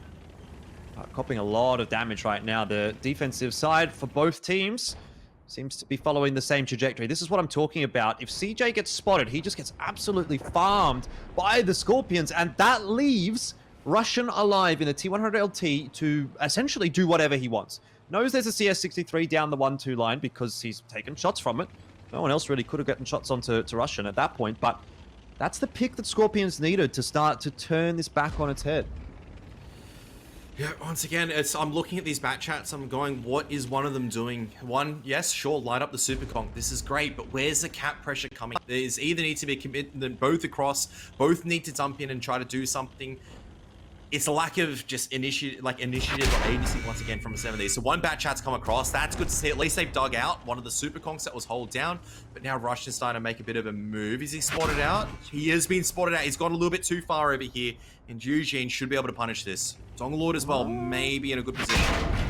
Looks like JT's come across to try to provide at least some level of assistance, some level of pressure, and it's worked out. Dongalord does cop a shot. Russian gets back out alive for now. And for Skorpions, does this go from trying to win to trying to turtle, I wonder? Russian is still lit. 268 HP. He's going to go up on top. Surely he can't survive here. Maybe no one has shots. I thought Dongalord might, but it seems he's down in the dip. And in the end, the CS63 is dispatched of. And now, again, Russian has a lot of room to work with. He can move all the way down to the southern part of the map, move all the way around, get there and look for resets on the 2 flag. It might end up being his responsibility, but the rest of Skorpions are going to have to push onto Dongalord right now because he is the one that is blocking the rest of the tanks pushing forward. JT has the right idea, but where's the rest of the team? Yeah, I was about to say, so they're trying to... I mean, this would have been better if Russian... Or say, for example, if Dongalord was a little bit less healthy, but the problem is, I mean, Napalm tries to block that shot, but it's a little bit late. I mean, now there's no one that can rotate there in time. Dongalord gets the tracking shot as well. Forces Napalm to actually use that repair I think the Super Conqueror gets there. Yeah, so I think this should be the Adelaide Action X. I mean, does Knight get there in time? Does he find this shot is a real question. He does. If he blind fires. He spotted out one of them and he gets... Well done. That's a hedge pen as well. That's beautiful. That's now really the well bat done. chats have to go together. Knight to the Yeah, rescue. and I'd say we really need to see Russian getting a bit of a wriggle on here. He needs to get into mid because he'll have to be that crossfire that helps Knight out in this engagement. Inevitably, Knight dies to 2 bat chats. That's just a given. But it's a question of how much damage comes through. Oh, never mind. It's just 1 bat chat now. Great shot. You Coming forgot across. I think it was from the IS7 and Knight as well helping out. And of course, well, Kane can't do too much on his own. He's hold down. That is going to be a win for Skorpions. He's hold down there. So once again, just Napalm coming up with the goods over there. Just... I don't understand how this man hits like IS7 shots at distance. That's a much closer game. I like that much better from Adelaide Action X, but I just feel like once again, it's just trying to figure out like every single tank. I don't know what would happen if they put a bat chat earlier on to create some pressure, maybe send one across, try to force Skorpions into a bit of a move. It's weird, right? Because I want to say that Skorpions definitely did really well there in terms of making sure they made the comeback. 3 seconds was a difference at the end. You look at the damage across the board. Dongalord absolutely farmed. That's great, but there's no damage across the rest of the board. Hard to get rid of IS7s and Superkongs that are, well, I mean, you don't have shots in, right? IS7s and Superkongs to hold down all the way back there. JT's being an absolute nuisance as well.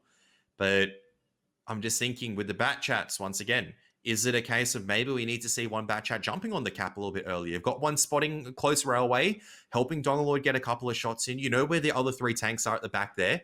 All you have to do is keep eyes on. So the T100 LT, it's come back over. Okay, so maybe that's the case for CJ to back off a little bit because he doesn't have the fire support. Maybe wasn't expecting Russian to just go full Russian and just send it. I mean, it was very, very nicely played by Skorpions. It felt like there was only one avenue for them to get back into that game, and that was Russian sending it back across to the 1-2 line and digging those tanks out. So it sort of seems like that was effectively communicated to Russian by whoever made that call, presumably JT, but I mean, it could have been really anyone. We don't really know. But Skorpions, I mean, I feel like they identified twice what Action X was doing, or at least they had an assumption as to what Action X was doing, where they had tanks. And then, you know, like their little chess masters that they are, they decided to put a tank here or tank there, move here, do this, rotate there. And they sort of unpacked it. I feel like twice, actually, Action X might have had a more advantageous position, but ended up losing the round anyway, which is contrary to what normally happens for Skorpions. I feel like they're the ones that are in that position. Yeah, they get a good spot, and then they find a way to lose that. I think that's like kind of the problem beforehand, right? Like that was the thing that I touched on. Obviously, I was a bit harsh with my words after the first one. This one, it was a lot closer, but they're in a winnable position. And earlier in the season, Adelaide Action X would have been able to take that advantage and go ahead. But they're starting to maybe make these small errors. Maybe CJ goes, I'm going to stay around here, try to keep eyes on when maybe he should back away because he's got enough information at that point in time. Eugene, maybe he shouldn't be fighting anymore because he's lost map control over there. He needs to come much further back. Maybe he needs to rotate across. They need to start applying cap pressure. These little things, which maybe don't seem that consequential. And okay, 3 seconds was the difference, right? But those 3 seconds, as you and I both know, it can come down to even 1 second and you can still lose the game. We've seen that in Himmelsdorf. I feel like that was a catalyst so far, honestly, for Action X, really. That last second of that Himmelsdorf game, ever since then, something hasn't really clicked, right? And this feels like it's one of those scenarios, once again, where we see the bat chats make a bit of a move, but that's after the tier 100 LT dies. There's no cap pressure until it's a bit too late. They then try to force the rotations, and you can see, obviously, they're trying to make sure that they're trying to put the IS7 into an untenable situation. They're trying to put the Superkongs in a very rough situation where they can't rotate across. But it's just not enough. It's not done early enough. It's not done when they have a 5-5 tank advantage. So you can't rely on, you can't rely on Dongalord doing everything. You can't rely on CJ spotting everything and calling these rotations. Eventually, someone's going to have to step up and do something a bit more special. And this is where it gets to the worrying signs right now for Adelaide Action X. It's a 2-0 so far for Skorpions. Playing fantastically. I mean, it is Skorpions 2-0, right? It's not another Kev moment where it's he's not a Kev where moment. he's called an early victory for the Brisbane Bulldogs. No. You're good still. So far. But I mean, this is good for Skorpions so far. It is. But good. this is the thing, though, close it out. I mean, I feel like I want to go back and look at how many times Skorpions have been up 2-0 in a series and gone on to have allowed it to a draw. I think it's at least 2 times this season, might even be 3. So now they're up 2-0 again. There's a precedent that's already been set in previous weeks. When push comes to shove, they choke. I don't know if that's what it is, but something happens, lose those 2 rounds where normally if you're up 2-0, logic would say you're the better team and you should convert at least one of the remaining ones, but we'll see. I mean, I'm not prepared to call this one done just yet. Action X, I think, have got a little bit left in the back pocket. I felt like those were 2 pretty uncharacteristically poor games for CJ individually. He was in the T100 LT, didn't really get much of an opportunity. Obviously, he was trying to facilitate the team and it just didn't quite work. Wasn't in the right positions, I suppose. And then, Dongalord goes okay, but there's not that much from the rest of the roster, at least on Prokhorovka. Not to say that we're not going to get that here moving into Cliff. And that's what we need to start to see change, right? We need to start seeing these members all step up. And it's a bit easier, as you're saying, onto Cliff, where everyone's not necessarily in like a vision-making or playmaking tank like a T100 LT. This is all down to brawl at this stage. So Adelaide Action X need to forget about what happened on Prokhorovka. You're now going on to this. It all comes down to target selection, how well you can focus fire, how well you can take down a target. And with Skorpions, all you need to do is brawl a little bit better. You've been able to take victories on this map as well. You've been able to bring it close. You should have a good idea of what to do. You're starting on the attack as well. And that's interesting. Double 60 TP. Yeah, lots to break down here, Kev, as well, but do quickly want to point out that Eugene has moved out of the roster for Action X. Colin has moved in. Yep. We've got the STRV out for Action X as well. That's going to be CJ, and, well, I mean, you know where the STRV is going to be. This is a fairly one-dimensional defense. Skorpions won't be surprised by what they have gotten here, and it'll allow them to take some fairly sizable control by the donut. The bat chat's already there. And Dongalord gets absolutely boomed. What a start. JT, this time not in mid, but he's found the line anyway. That is a disgusting angle from a TVP. I need to look at the replay because I'm taking that. Like, that is actually disgusting. We talked about the CS climbs and everything. We have a lot of chats. Why the TVP is brought in is to punish the CS climb. Normally you see the TVP come close to mid, but this time around, 60 TPs, they're waiting. Dongalord just gets slapped out of the game, just like my fantasy points. I mean, he's just trying to do his job, but he's been swatted away like a fly in a 5-4. And this is the problem now. 60 TPs. You know where the SCRV is going to be. So you're going to press the 3 key, and you're just going to look for a bush and just see if there's a splash. And you're just going to keep doing it because you've got plenty of time to do it now. Yeah, 5.5 minutes for Skorpions to work with in a 4-on-5. Kev, if ever there was a moment for Skorpions to win a series, surely this is it. Surely it can't go wrong from here. You're ahead by 3,000 HP. You have solid map control at this point in time. You have 60 TPs that can dig tanks out. You're even pushing the correct angle. Knight's even pushing the right way. He'll get one from the Super Conk. But Kane is just going, oh man, why did I wake up and play the STB1 today? I thought I was meant to be farming. I'm getting farmed at the moment, he's saying. He's down to a one-shot, and he's just still trying to think, where do I go from here? There's no one from Adelaide Action X that can even offer a shot. JT gets the killing blow. Well, they know where the 277 is. I think you suspect you know where the Super Conk is. I don't know where Russian took a shot from. Maybe he took it from CJ. But you definitely know where the SCRV is going to be on this map. It was earlier. Much earlier. Yeah. So you know where the SCRV is going to be. Now it's just identifying where the Super Conk is going to be. And I reckon by process of elimination, JT's eliminated. He's just spotted him completely. Yeah, you're going to see that rotation coming through from Skorpions here as well. I think they're going to look to dig out Colin. The Super Conqueror now has been spotted, but by the time the STB and the bat chat rotate around the 9 line, that 277 is going to be in a world of hurt. I tend to agree with you, Kev. It's a 3-0. I don't see a realm that Skorpions decide to lose this unless Aussie decides to go for a swim alongside with Russian. JT decides to throw his monitor out the window. And then the 60 TPs decide to miss every single one of their shots. Surely not, right? Surely this can't happen. Aussie's maybe a bit enthusiastic, but he's got Russian there with him. Yeah, all CJ can do is try to provide support, but the problem is there's a couple of houses in the way. And now the massive overpush comes forward. What do you do at the end of the day, CJ's going to get spotted out here as well and should be farmed as well. Yeah. Aussie gets the kill onto Colin. CJ getting absolutely demolished, and that is one of the most one-sided rounds I think we've seen in ANZ PL Season 2. He's done it again.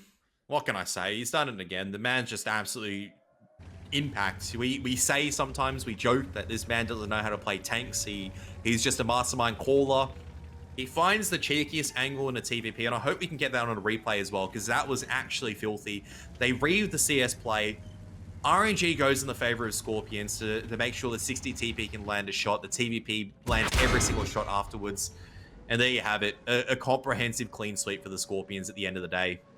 Yeah, Russian looking to farm a little bit of extra damage here just to finish the round off after coming off reload by the looks of things. JT also wants to chime in, and I think now it's fair to start talking about this one being a 3-0. There is absolutely nothing that Speed is going to be able to do. Napalmer gets a great shot through. or maybe it was Knight. Doesn't really matter It was who it is at this Napalm, point. man. Napalm. Someone, please kill Speed. I want to say it's a 3-0. I want to say it is the first win of the season for the Skorpions. Don't worry. Don't you worry. And there we have it. Finally, the Skorpions, after so long, it took them 6 weeks of draws, have actually secured a 3-0. More work yet to be done though, Kev. 4-0 on the cards. First win for Skorpions, but it could also be the first 4-0 of the season. We haven't had a 4-0 just yet. And it seems like the form of both of these two teams are leaning towards a 4-0 right now, if I've got to be honest. Yeah, I mean, I guess kind of looking at this one, I think let's once the stat page comes up, let's take a look at the quick damage and whatnot. That to me is just broken down by the fact that the TVP wins the game for them there with the 60 TPs. Big alpha gun to punish the CS and Lacrosse. Kane can do absolutely nothing at all because he's contained as well. And what was a very promising defensive setup, because you have a couple of key tanks in spotting positions and allowing CJ to really farm up some damage, just in a blink of an eye, absolutely gone. You don't have heal control. It gets ripped out of you. And from that point onwards, it was always going to be a slow bleed out because, well, you haven't done any damage at that stage. 3,000 HP advantage turns into an 8,000 HP win. I think that's been one of the most, if not the biggest convincing victory in all of ANZPL. Yeah, definitely. Except maybe the one where Matildas just capped out against Sentinels and no one took any damage and they just won in like 10 seconds. True. That was very convincing as well. But like this one was just more, this was the case of, this was like, just what brutal. do you do, man? Like that was just brutal. And I think for Adelaide Action X, I'm willing to kind of ride off that one at that stage. But I think this is overall the problem because Prokhorovka, that was their map pick, right? Mm-hmm. To go down 0-2 immediately against good calls from the Skorpions, good play from the Skorpions as well, maybe a couple of ignites as well. JT's set so many people on fire today. Yeah, cool. That's awesome. But realistically, you have to look at the failings of Prokhorovka as well. They got out-rotated. They didn't cap early enough. There's a lot of kind of small issues that are accumulating to big issues.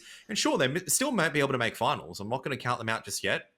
But what was once a team that was looking just so dominating, right? They were closing out series. They were getting these insurmountable leads where it was vision control. Then they do the damage. They build on top of that and they kind of roll forward from there. They get to that stage and it just capitulates. They just tumble down a hill and it just goes from bad to worse. I think that was a case of Cliff. That's a write-off, right? Because that game plan just got absolutely shot down, hard counted. But Prokhorovka is I guess, a sign of a couple of issues. It's no longer a symptoms of a problem that we've seen from Himmelsdorf or maps earlier on. It's now a problem. Yeah, definitely. That was sick, though, from Skorpions. It was. Definitely. We'll be looking for the 4-0. You know, I think they need the confidence booster. Things have been pretty rough for them, getting 5 draws where they feel like maybe they deserved a couple of wins. Now they finally got that win. Let's just drive it home and make sure that it's an even worse situation for Adelaide Action X. Because to be fair, Action X is one of the teams that Skorpions is still, even despite this win, jostling for positioning with, right? Yeah. For Skorpions, this gets them up to 8 points. Action X were on 8 points going into this game. They're still equal second. Matildas obviously taking first place after getting their win, but lots still potentially can change based on the results of the last couple of games of this evening. But I mean, again, this just throws another big spanner in the works, right? We were waiting for so long for Skorpions to get that injection of points that they needed to stand up next to the rest of the teams. This is the angle. And now they finally got it. This is the angle I was talking about. I think, okay, so both 60 TPs also hit their shots. So Knight obviously had a fantastic game alongside with Napalmer, but what you do is here is Donglord, man. You're trying to cross and then you're destroyed. Look at that TV position at H2. I'm gonna take that right now and I'm gonna probably use that for some of my games because you have an actual angle onto a hill climb. I wouldn't be surprised if I'm gonna see this in advances from now on with a couple of tanks punishing CS and trying to take it, because that is a strong position. You've got the flexibility of defending against 1-2 if there's nothing over in hill, but similarly you can shut other things down as well if they do decide to actually go up that passageway. So that is a very, very niche spot designed to kind of punish the CS63 meta at the moment. And you know what? I'm all for it at this stage. So yeah, this is starting to look good for the Skorpions because you're starting to see like these small innovations, right? Like Skorpions have always been the team we talk about where it's a matter of if they click, it's like upwards trajectory, right? It's like that, like we always joke about stonks and everything, but Skorpions, it's like their stock is going up each week. They haven't lost against some of the weaker teams. They had the chance to win against some of the stronger teams. Those are always positives we talk about.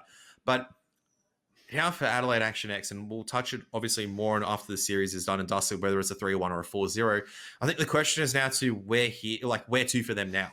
Because I desperately wanted to not see them fall off at the last stage. It's always the final hurdles, which is the most difficult. Bulldogs or Panthers, I think, found out the first season. Bulldogs didn't miss out in the finals. I think Panthers did. And I'm really hoping that Adelaide Action X don't. Well, next week, Action X will be playing against Matildas, so that's a tough ask for them. We'll have to see how they can go. Obviously, they've got some points on the board. See if they can at least get something out of today's matchup as well. Can they find a way to regain some pride and maybe regain a bit of momentum, confidence even, heading into the final week of the competition? Obviously, playoffs notwithstanding, but lots on the line here for Action X and Skorpions. I'm sure we'll be happy to continue with a day of firsts. Looking for the first 4-0 of ANZPL Season 2. They've got 2 CS63s, looking for the climb potentially as well. No, never mind. I lied. They've gone down to the donut. So there won't be a climb from Skorpions here unless it's the bat chat, but Russian, I'd be surprised if he's going to commit to that. It's okay. Donglord's just going to go straight across. Should be able to get a couple of cheeky shots into Russian. Misses the first one, unfortunately. Missed. Trying to get out of the turbo mode. TVP. I don't know if he's looking at Russian or not, but he's it's all in the name. Russian bias. How does he cross without taking a single shot there? He's Ali G. I can tell you that right now. He's absolute magician. CS63s and pretty strong. Knight's on a bit of a journey, all right? Look where Knight is going at this stage. He's going into the enemy base. I don't think he's going to get spotted. Certainly doesn't seem like it. I would like for him to go a bit further.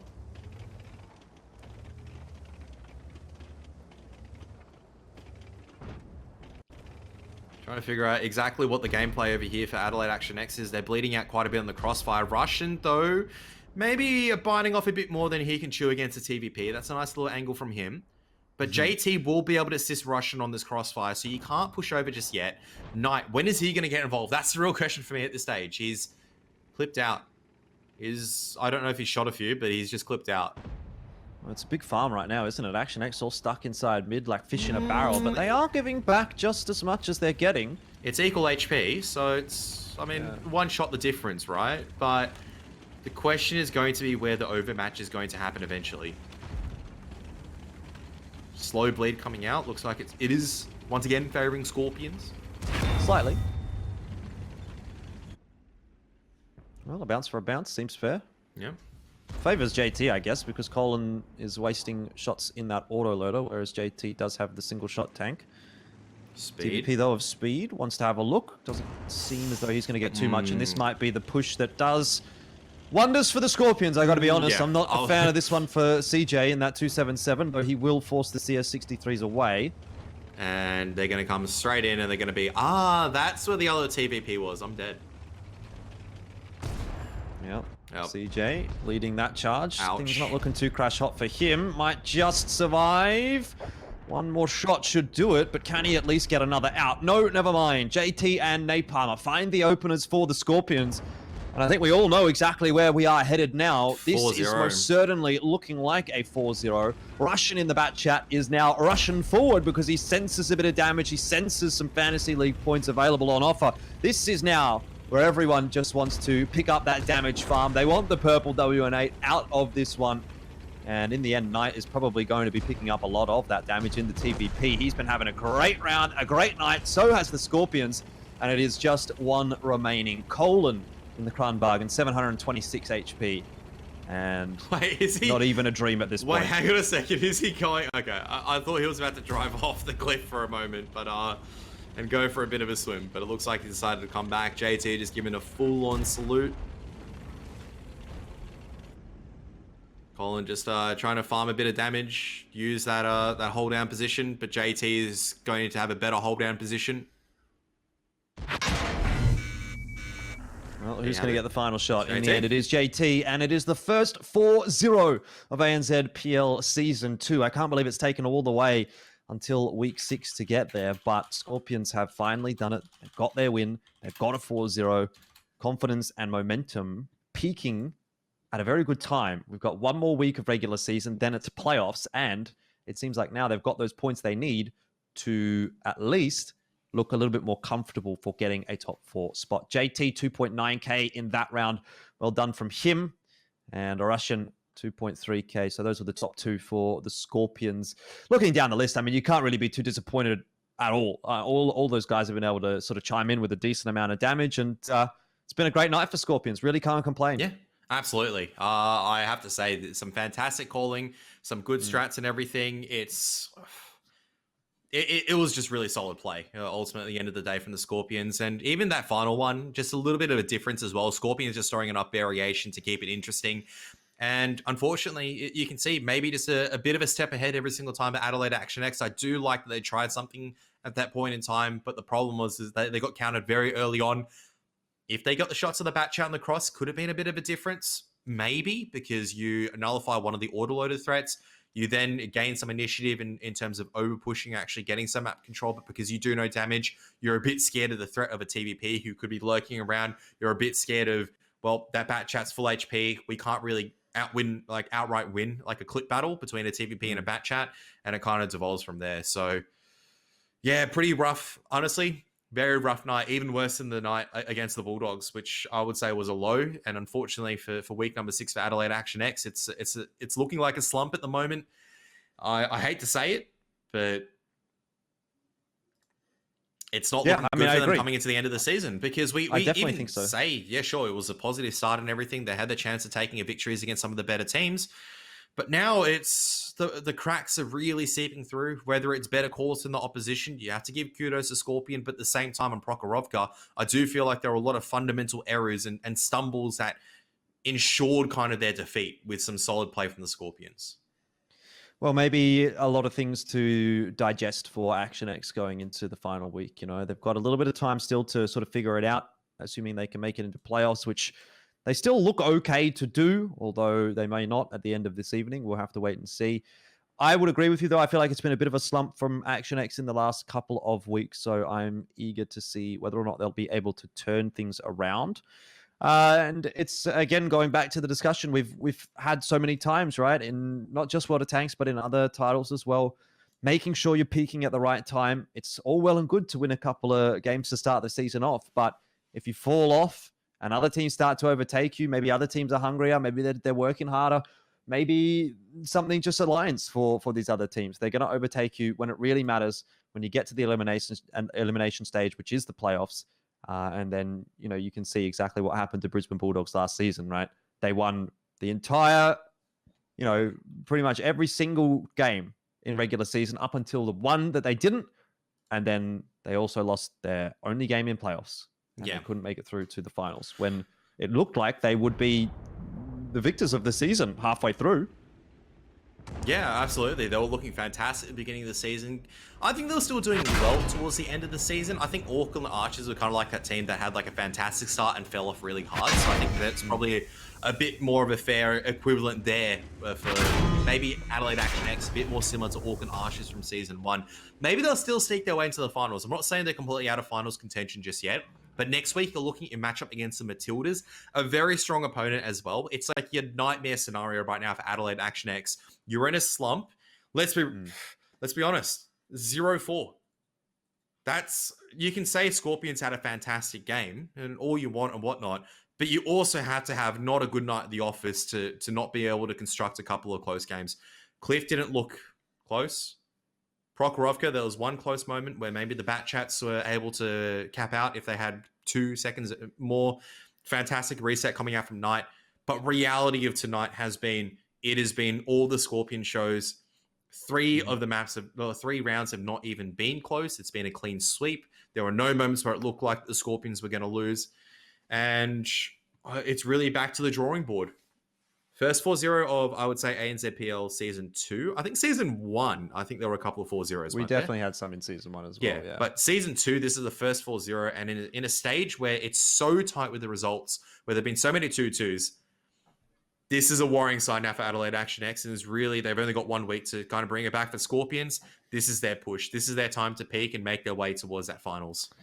All right, well, something that we'll talk about, I'm sure, when we do come back next week. For now, it's time to turn our attentions further afield, maybe over to New Zealand, perhaps, Kev, as we do have the NZ Derby coming up. Auckland Archers and Christchurch Conquerors will be going head-to-head when we come back from this break.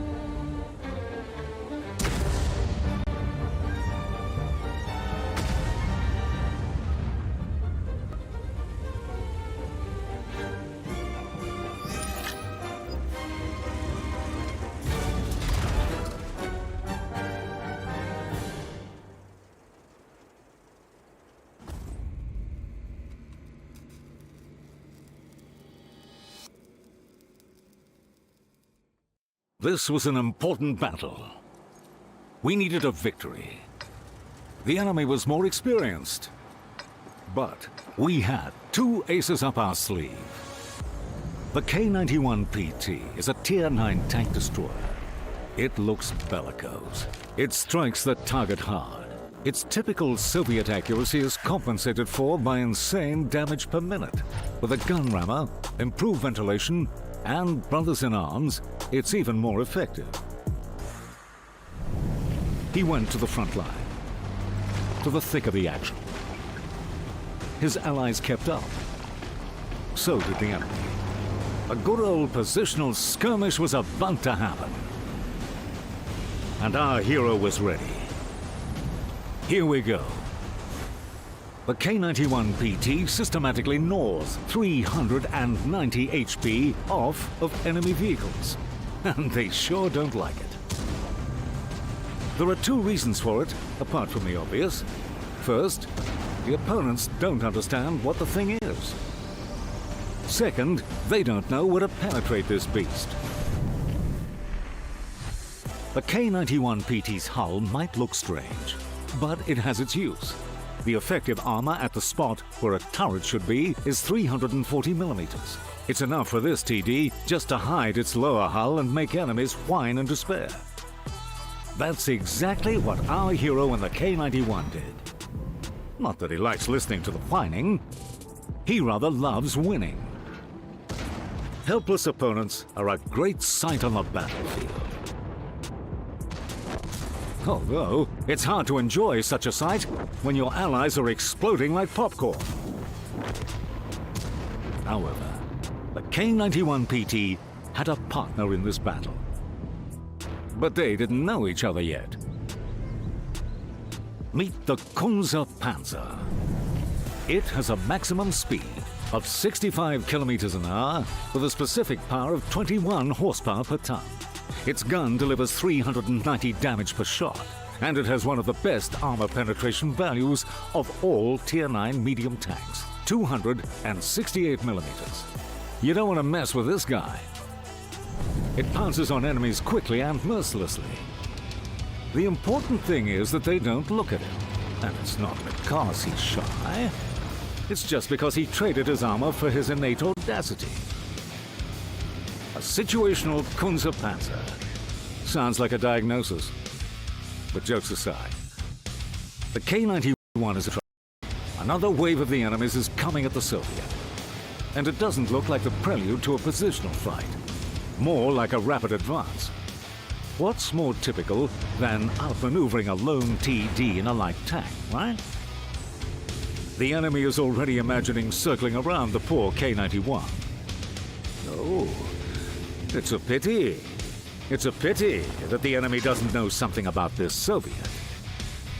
The K-91PT has excellent dynamics. Its top speed is 52 kilometers an hour, with 20 horsepower per ton of specific power. Throw in a turbocharger for more vigor.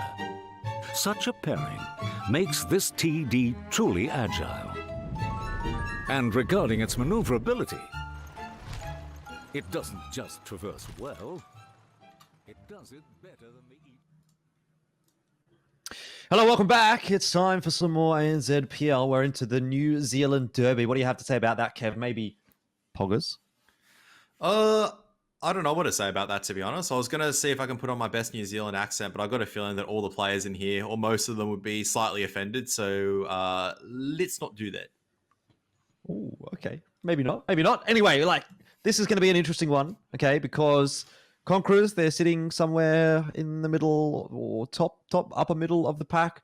Archers are actually at the bottom of the ladder right now. So pretty desperate times, actually, for Archers. Beauty of it, though, is that they are on 4 points. And if they get 2 more wins, they could still potentially make it into the be a win right now, though. If they don't manage to get that, then that's when the problems are going to start to arise. So I think for Archers, I mean, I guess it depends on how the results go in the final match of this evening.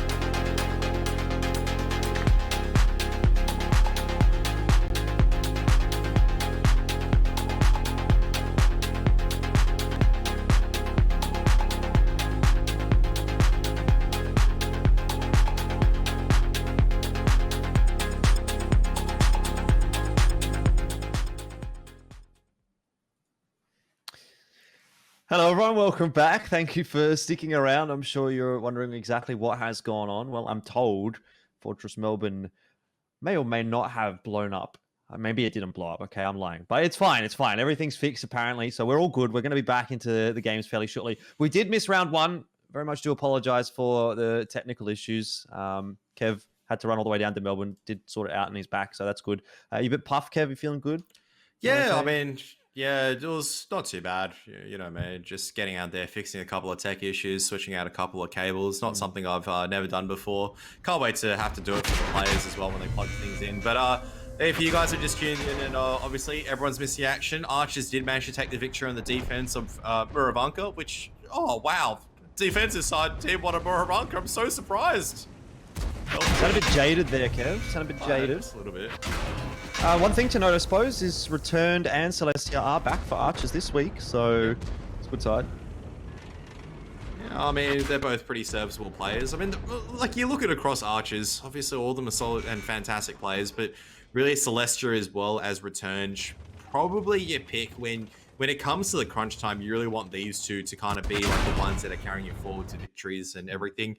Goober, the last one to go down there. Kind of wonder what the damage stats are, because obviously we're going to have a couple of people waiting to see exactly what the fantasy points are going to be like. Very important for the ego. So, of course, you have to be able to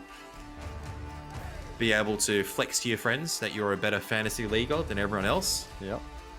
Oh, well, that aside, we do have another round of Muravanka to take a look at, and this time we're going to be able to watch it as well. Of course, this is the Archers up against the Conquerors, the New Zealand Derby.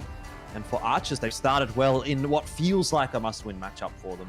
We talked about that a little bit prior to the stream disconnecting, and we were sort of saying Archers at the bottom of the standings right now. They kind of need a win here and now. Elfish guy, there's a Manticore. I'm seeing it. I'm picking up what you're putting down, Kev. Oh, this is hilarious. There's a reason why you do get the Manticore sometimes. If it sits still and it has like a camo net or like some tree to work with, you are not going to be spotting this. That blind shot actually hits Goober, by the way, from Dell. In the track, mind you, but it still hits there. They know there's a tank. Not just because there's foliage drop down, but because surely you spot one of your shells and it's like, there's no dirt being kicked up.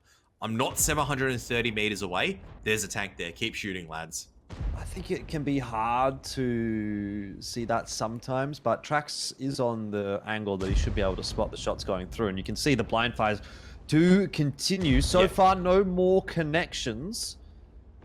Blaze and Dell seem to actually be getting further away from Goober. No, Blaze was close. Dell's shot was off into the moon. Look, where's he shooting? Dell's into the moon, because Dell thinks it's to the right at the moment, so... Dell's trolling. They know the Manticore is probably somewhere there as well, because you can see Slayer's trying to put a couple of blind shots in. Manticore's fired and Trax is not spotted? Maybe Goober's down in the dip.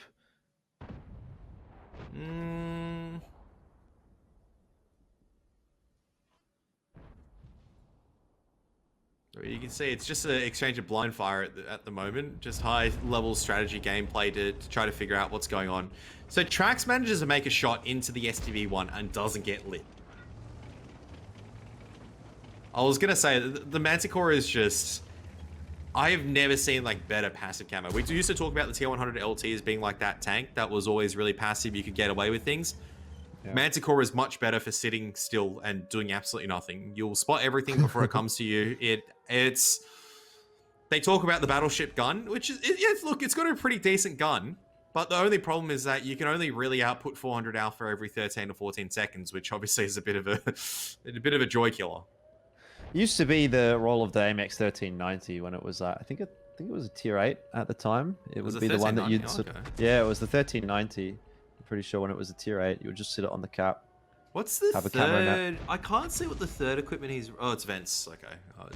I was like, okay, so CVS, optics, and vents, and he's getting away with this at the moment. Reminder, he is not sitting in a tree right now. He is actually sitting out in the open. Just not moving. Yeah, but I think you can do this in a T100 LT though as well. T100 LT gets spotted by the bat chat. The Manticore just has that much, like a little bit better camera rating because it's a lower it's still got the low profile, but it's a much smaller tank as well. It's like an ELC, pretty much. Yeah. But where is the rest of the pressure going to go for the archers? So I think that's going to be the question. He's also shifting around a little bit just to keep it interesting, obviously, to make sure maybe to get ahead of the guessing game. You see Blaze. Yeah, definitely a bit of a mind game, isn't it? Yeah. Do you move or do you not move? But the pressure is to where the shot went. The pressure is it's starting to build actually, and no one's actually taking a couple of blind shots. This is forcing Goober to make that move right now, and Goober, returned is actually going to be on the angle as well. So now comes the push right now, just from Goober, but he's going to be tracked. Manticore will be spotted out, but the trade return, Goober's actually permanently tracked, and you'd say that a return can definitely farm this up. Certainly, Celestia in the back line right now is trying to put some of those crossfire shots through as well. Archers are decimated at the moment, but Return does find the opening kill. Goober goes down, and the rest of these Conquerors players probably need to make something happen. Tuck from behind in the Super Conqueror could be the difference maker. They need to dump over right now. Conquerors need to make the decisive move to dump over and actually get on top of these 5As. They can't afford to bleed out. This is the correct call, even though it looks really risky. It does actually mean Camo is going to go down. This is good focus fire from Celestia, who's chipping away with DPM, but it does buy back this map territory for the Conquerors. They can use their HP advantage. You can see Dell's now the only one over here. Celestia can only do so much to support. Manticore is trying to do its best. Batchat's going to come off reload, but at least you can consolidate this position right now, and you don't have to feel the threat of two 5As coming at you. Ooh. I wanted to also say 5As being used in this position because there's a bit more gun depression. They still have decent speed. They have 7 degrees of gun depression over the front, so you can still utilize them better than a Super Conk. But Celestia is really the one that's doing the farming at this point in time. Tuck is going to be dealing with him pretty soon, and you do favor the Super Conk to come up in that fight. Yeah, especially considering Celestia already having copped a shot is down on about 1600 HP. He's backing away. That's a wise decision. Need to give Return time to reload here and for Trax to rotate around as well. You imagine the havoc that the Manticore can wreak if he gets in the right position somewhere in that, K1, K2 sort of position. Or, well, maybe more like J1 or J2. But you know what I mean? You get behind in that Manticore, pop a shot through to Slayer. Unlikely you're going to get spotted. Well, Return has come off the reload. There's 46 seconds left here for Archers to find this remaining damage. There's not a lot of it to chew through, but there's also not a lot of time to play with. Return is going to have to make sure all of these shots connect. And there is one that's gone just a little bit awry. Tuck in the Super Conqueror now having a bit of a stoush with Celestia. 25 seconds, Kev. Keep your eyes on that clock, because we need to see if the damage can come through right now from Archers, and I am just wondering if it can or not. No, it can't. So Conquerors will win this one on the sheer virtue of the fact that the Batchat's clipped out. The Manticore is forced into a bit of a fight instead with the Kranwagen. The Kranwagen actually kills the 5A. Kranwagen actually comes off reload at this point in time. Track should eventually go down. At least one of these targets should go down. Yeah, that's it. GG. Muravanka defense, once again, proving just to be a bit too strong, even though Archers, I felt like, had some favorable positioning. It just comes to the end game where you're trying to chew through all that HP, and then you look at the tanks that you have. You have a Manticore. Yep. Yeah. Manticore DPM. Doesn't exist. Yeah, true. Does it make much of a difference whether it's a Manticore or a T100 LT? How much more impact can he have? T100 LT would actually have more impact at that point in time. But is it enough, is what I'm saying? Be more than the Manticore. I'd argue. Manticore's done some damage, but I have a feeling it's the Bat Chat. You can't blame it for missing a couple of shots at that distance. Doesn't have the best gun. Celestia firing a lot of shots, obviously them going awry. I don't know if it was a lot of blind fires as well, because we know that a lot of the members from Archers were trying to dig out the Bat Chat and Goober. And I mean, eventually they were able to dig him out. Obviously the cap pressure just got a little bit too strong at the end of the day, and there was not really much that you can do. But pretty close game, all things considered. I like that play from the Conquerors. I was saying they had to be a bit decisive, at least get rid of a couple of 5As. If they didn't get rid of those 5As, then the situation would have been a little bit more untenable. They had to do something when the Bat Chats were on reload. We always say about that. And you can see, as soon as they got rid of one of the 5As, sure, they lost camo, but the rest of them were relatively healthy. They could dip back over, and the Bat Chat was still useless at a stage. Return was one shot, so you had to be very careful. You couldn't overextend, and that's why he was playing very cautiously. He was coming in a bit late. Definitely a bit touch and go, though, for the Conquerors. And to be fair for Archers as well, that one really felt like it could kind of go either way, which, you know, it's kind of still hard for me to say where I think the rest of this series is going to go. We didn't get to see the first round.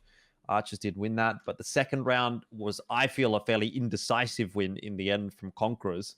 And so right now, 1-1 seems kind of fairly representative of where we are actually at and where we might end as well. A draw, by the way, wouldn't be really very good for Archers. You know, they're sitting on 4 points. They need to catch up to 8 that Adelaide Action X and Skorpions are at, the 10 that Matildas is at.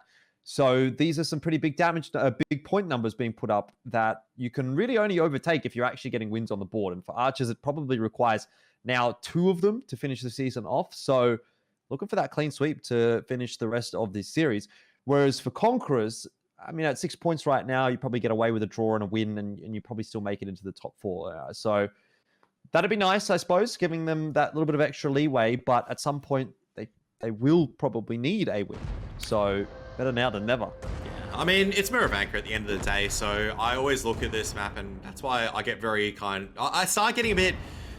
It's the same arguments I make for Miravanka, why it's a very hard map to attack into, because the Conquerors can, or the defensive side can just sit in your little pocket. You can just wait things out and everything is going to be a-okay. And you saw that it was exactly what happened.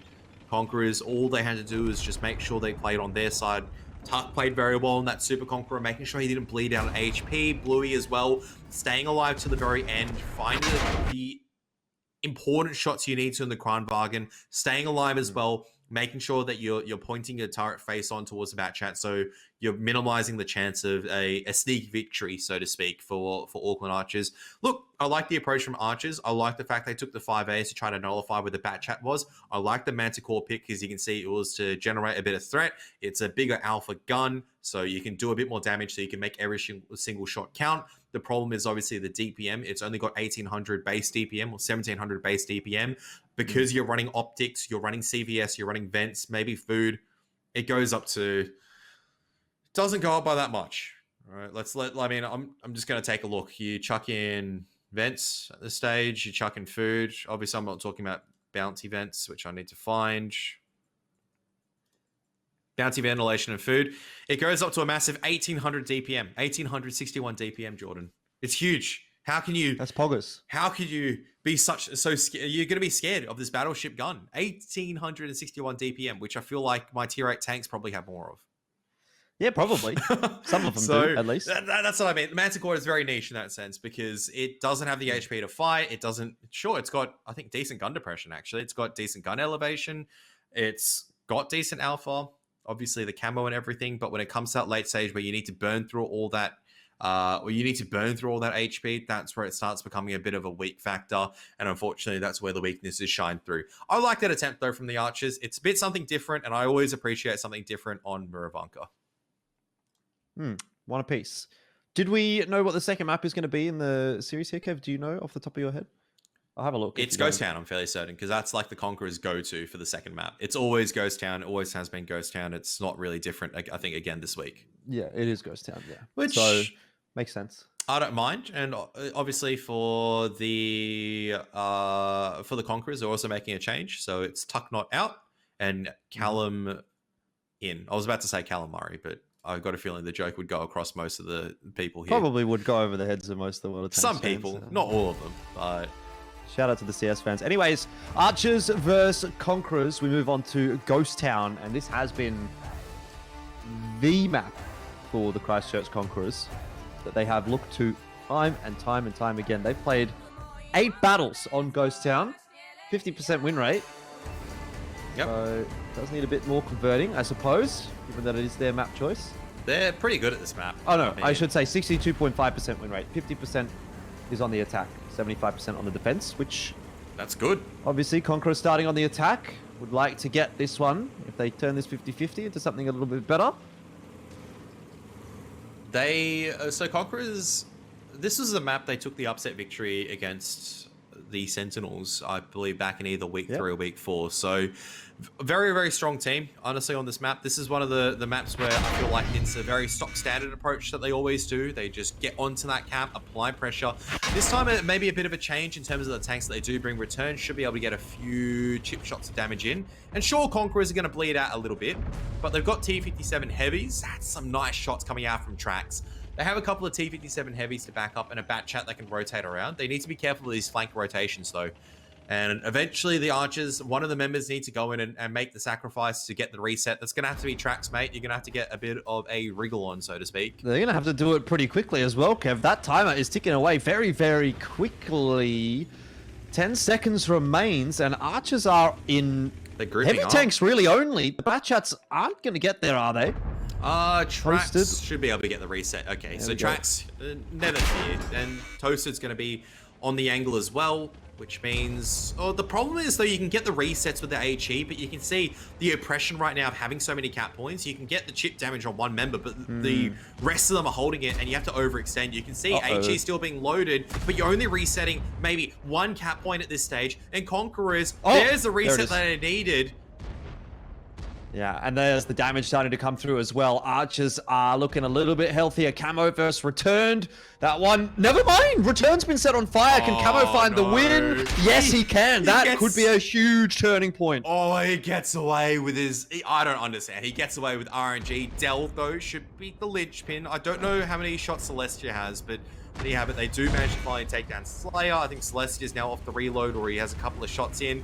And now all the cap pressure has been alleviated. It does come down to a couple of these fights. Archers have a lot of HP to work with. Celestia is doing a lot of bleeding right now. Not much you can really do for the Conquerors. It's a very strong position Celestia is in, and you can see the bleed continues with the HE shells. Callum, I think he's not long for this world.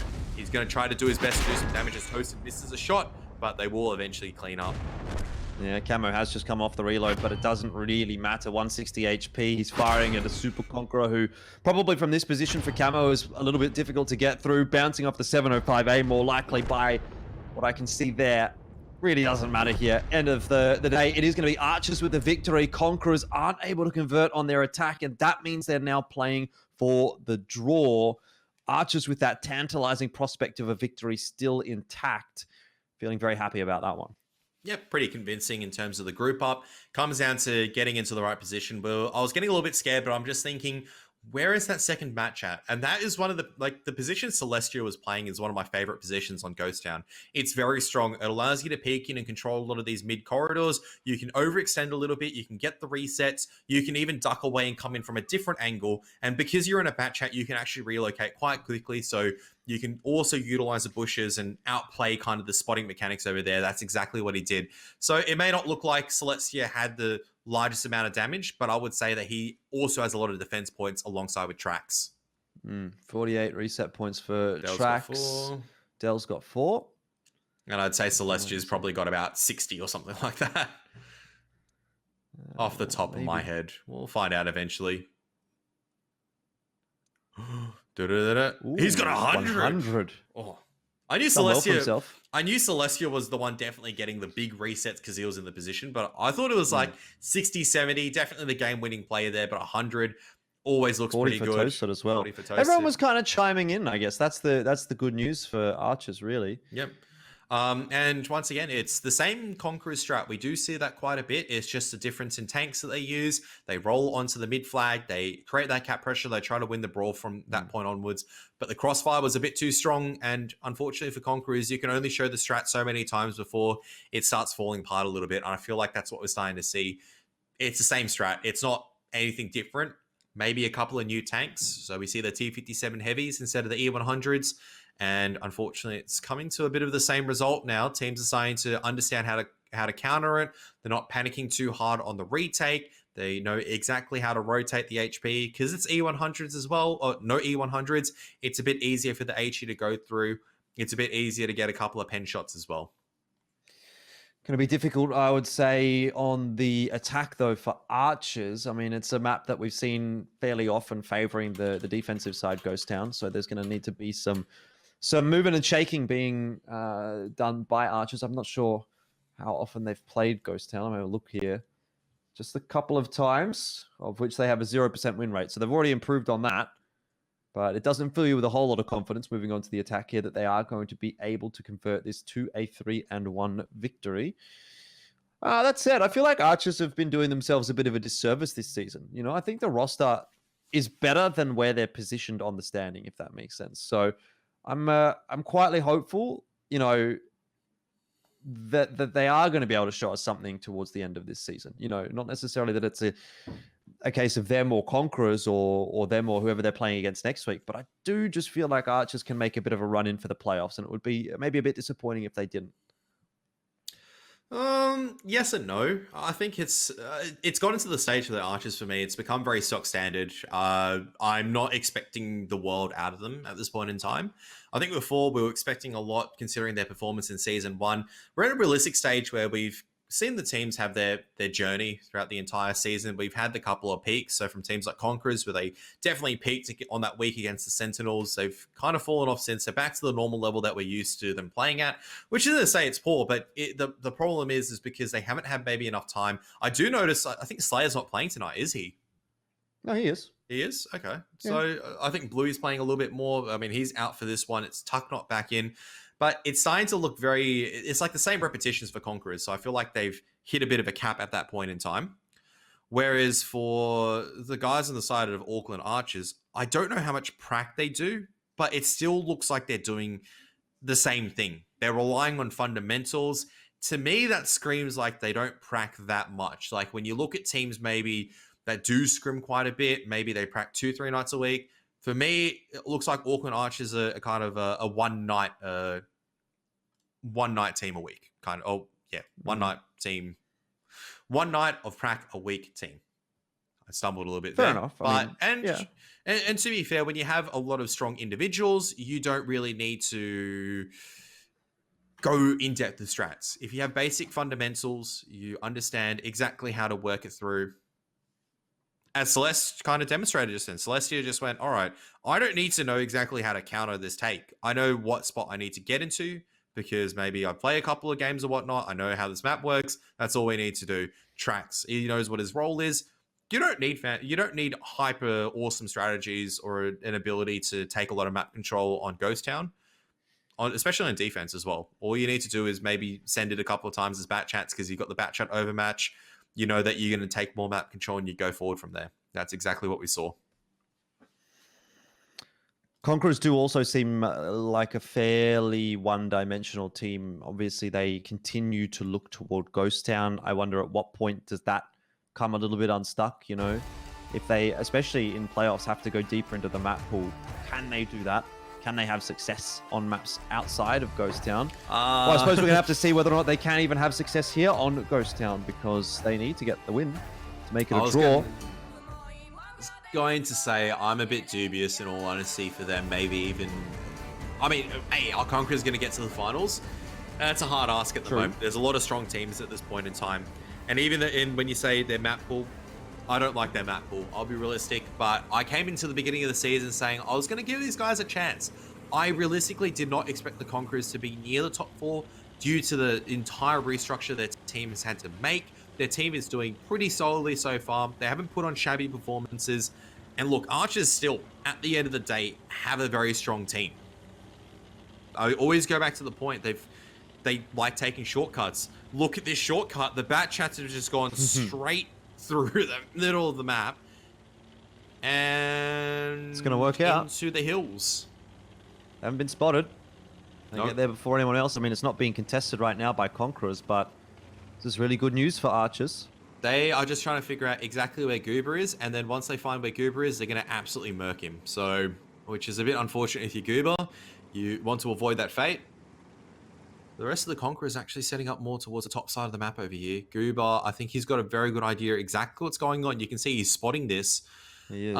He's looking in the direction of the town, though.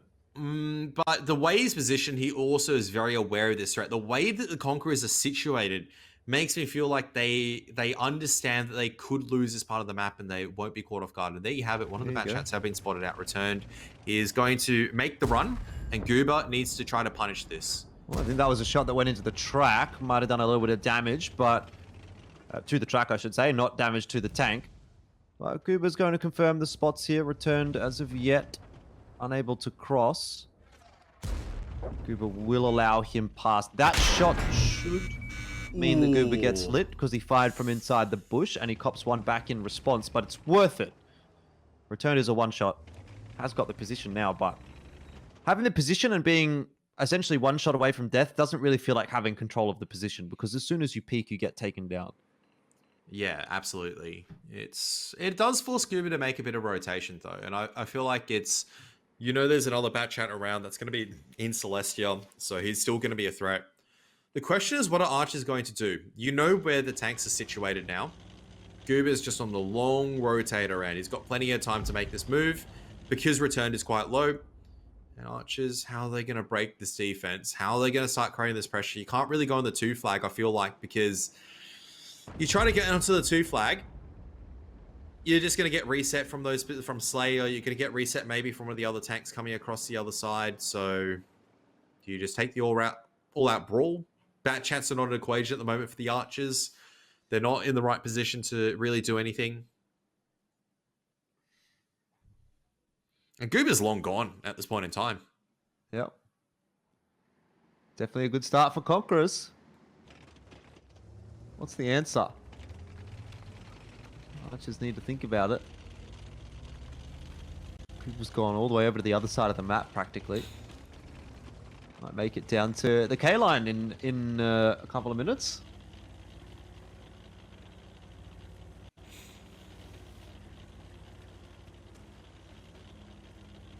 Rotation after rotation at the moment, but who's going to come out on top is a real question. Returned, still just chilling at the rock. That's about as useful as he'll be. On 189, he's a one-shot. Lucky to escape with his life as well. I feel like one of the shots missed on the extremities. And now, Celestia, is he able to pick up where Goober is going to be? If he clears this,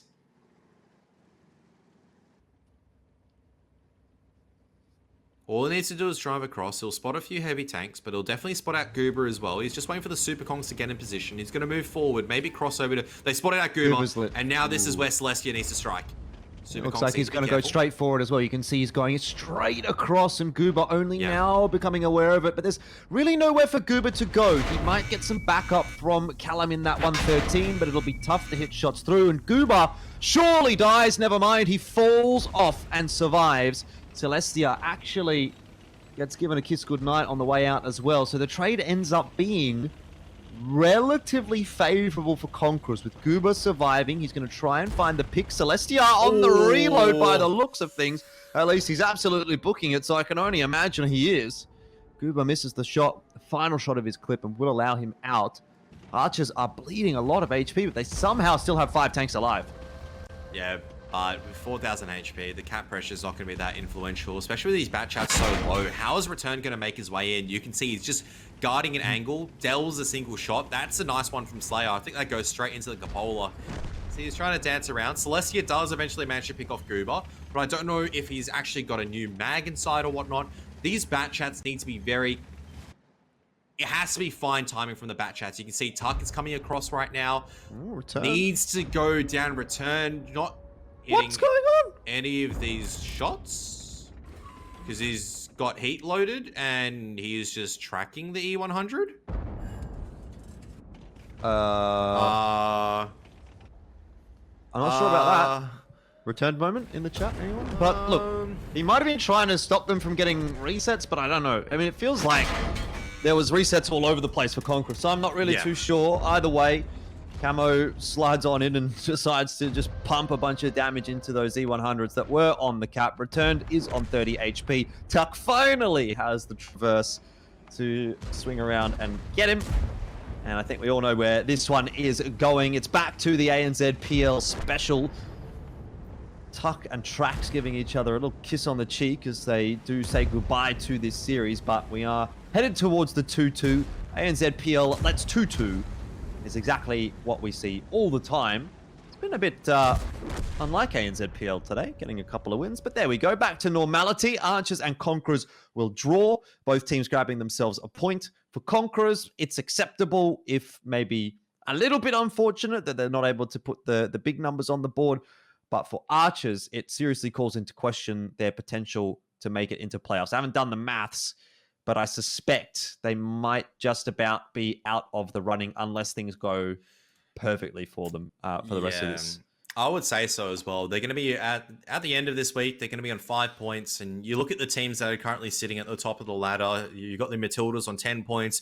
You got Adelaide Action X on 8 points. You've got the Skorpions on 8 points as well. And obviously, depending on how it goes between the Sentinels as well as the Panthers, maybe the Sentinels is going to have a leapfrog up as well. And not to mention... Look at this, Kev. Yeah. 5 shots fired by return, 5 direct hits, 0 penetrations. He had heat loaded. And I just remember the E100 on the side. It's pretty notorious to pen, even with heat. So, good performance from Slayer, but yeah, whoever... I don't know. I don't know what was going on with those bat chats over there. They were... I've never driven a bat chat against an E100, right? Really? No. You don't have... Do you have a bat chat? I have it unlocked. You haven't bought it? I haven't bought it. But it is the on-track special at the moment. All I need is a million more credits, and I should have it. But every single time I think about it, I decide to chuck more equipment into my like premium tanks, and that maybe I should log back in and buy the bat chat AP. I always used to like that tank, and then I sold it. I did want to play it. Anyway, besides the point. A 2-2 today feels fair enough, I suppose. It was a bit of a weird series. You know, I didn't really feel like I got a good grasp of who was looking stronger there and who wasn't. I don't know that there necessarily was a stronger team. Obviously, that's kind of Captain Obvious in hindsight to a piece, but didn't really feel like either team was particularly decisive. And I think there's going to be some more work required for both, assuming either of them makes it to the playoffs to beat the likes of Matildas, the Skorpions, you know, the form they look like they were in today. Definitely going to be very, very tough games. And, you know, even against maybe the likes of Bulldogs or Action X, I think for both of these two, that could be rough. Yeah, it's always going to be the case of what kind of like how they're going to turn up on the day, how they're going to play, all the little in between things. I mean, I'm just taking a look at the schedule. You were saying like who they're going to be playing next week, right? So for the Archers, they're facing off against the Sentinels, which is obviously not ideal coming to one of your final matches of the season. And for the Conquerors up against the Bulldogs, well, that might be a good chance for maybe one of the teams to actually sneak their way into the finals, because you take a victory there, you get the 3 points. It definitely puts you in contention, especially for the Conquerors. But I think for the Archers, I think it's a little bit too further away. As I said, they definitely need another Stephen Bradbury for this to work out. Surely they can't get away with it 2 seasons in a row. Like, yeah, surely you can't for Auckland Archers, all right? I think they kind of would need... They would need like Panthers to beat Sentinels today. And they would need like Bulldogs and Sentinels to lose next week. I mean, and it depends on who Bulldogs and Sentinels are playing it's against, happened before. So. We said it couldn't happen, right? But like last season, we we're going like Perth Panthers versus Melbourne Matilda. And then we we're going, yeah, Melbourne Matildas haven't won a series absolutely so far this entire season. No way. No way can this happen. No way. Perth Panthers going to take this one. Guess what happens? Perth Panthers lose. Yeah, don't make it into playoffs as a result. Don't make it a playoff, Auckland Archers. It's like, yeah, cool. We have to make playoffs, beat the Bulldogs, and make your way to the grand finals, where you proceed to get absolutely slapped by the Sentinels. But that was season 1 in a nutshell. Season 2 going to be much more different around. I don't think any team in the finals is going. I don't think the finals is going to be very one-sided, and I think that's going to be a good thing. I'm hoping not. Like you look at the teams at the top, right? Willing to give the benefit of the doubt for a team like Action X to recalibrate if they make their way to the finals. Matildas have been looking pretty good so far. Skorpions are pretty solid as well. It's looking pretty good across the board. Even Bulldogs can have like their shine to brilliance. Conquerors, if they do show up on the day, can have a pretty solid performance. Indeed, indeed. Conquerors could still manage to sneak their way through into those playoffs. That's something we'll have to talk about next week. We do have one more game this evening, though, Kev. So we're speaking about Sentinels a little bit, speaking about Panthers a little bit. Those are the two teams that will be going head-to-head for the final match of this evening. Should be quite the interesting one, right? Perth Panthers are sitting at the bottom of the scoreboard. Sentinels have been having a couple of rough weeks. I don't really know what to make of this matchup that's coming. So I suppose we do have to wait and see. But Kev, we'll take a break first. You know, I know you want to go and grab yourself a drink, have a little bit of a chill out, go talk to your mum, go talk to your girlfriend, do whatever it is you do in the break. You got time to do that. So have a little sec here. Don't go too far away, though. We'll be back pretty soon for our final game of the evening.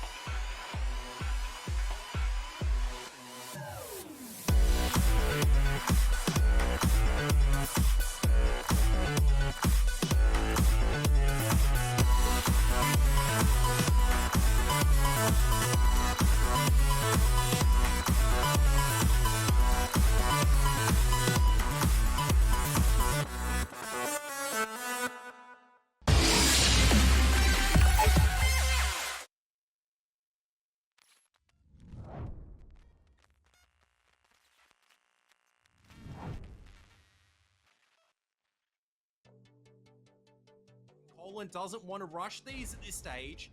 There He's it gotta is. hit the Shot next comes one. in. He has to hit the next one, absolutely. 1,500, that's enough for the clip of the bat chat.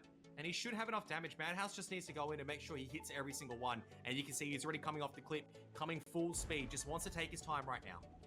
Yeah, Colin going to try and get in his face, but really it's not going to happen. The bat chat a little bit too quick, a little bit too maneuverable. And Colin, well, he's going to try his best, but this should be routine. Madhouse, Madhouse should is be able trying to to get get out away. alive. He should get out. Oh, yeah, he does. Kane not quite being able to get that second shot through. Does leave Madhouse on a couple of shots of HP available, but still more damage yet to be done. Kane 2 remaining. Puts one into Dark. The final one probably goes through as well. And now it's on to CJ to finish that one off. He'll get that done easily. It's all that Udachi in the STB1 does have high DPM and might well be able to deal with CJ here. This could still go either way. No. This is actually Bulldogs victory over here for sure. It looks like he's playing, he's waiting. He wants to land every single shot possible, but Eugene gets an ignite at the same time. So Ravi is down really low at the moment, but this is really good focus fire coming out from some of these member of Bulldogs. The fight is just all over the place at the moment. Kane's now coming off the hill. Yeah, Dark should drop, but he actually gets himself into the dip, into, I want to say, relative what is that safety. low roll? It's an STB with a 295 roll. That is unfortunate for CJ. Still gets the job done. It's 2-on-3, but Soldat Udachi should put an end to Colin. He's got a broken, or rather damaged, engine. So he should get chased down, but it's a question of whether or not AVP can hold the line, hold the fort for long enough. Can he get one more shot in? He's got a damaged ammo rack. I have to imagine that he won't. CJ should put him to bed here, and that ends up being a 1-on-2 for Soldat Udachi. 277s on the move now. So is the TVP. Speed starting to make his way forward. Eventually, Madhouse will get spotted, but it's a question of how many players does Action X lose before that happens? Doesn't matter if he gets spotted at this stage. Yeah, finally Dark goes down, but CJ is now a one-shot. TVP coming off into clipping out Ravi, but I don't know at this stage he can clip out, but you're not going to be able to take down Ravi. He can dance around the rock. Madhouse is still farming at this stage. He's put himself in obviously in a fantastic position. Kane does manage to slot one to the side, but at the moment you can see they're so confident in taking all these one-on-one duels because they can. You don't have to stress about it. Well, I like the fact that they've got Saxon on the cap here. The STB1 actually comes across. They're kind of trying 3-cap here. This could be interesting. Oh, see what Bales can do to hold things off. 2 needs to seconds. They haven't been able to do it, Kev. No, the reset does come through. Dell did just manage to get it. Bales has one shot left in the clip, needs the kill, does get it.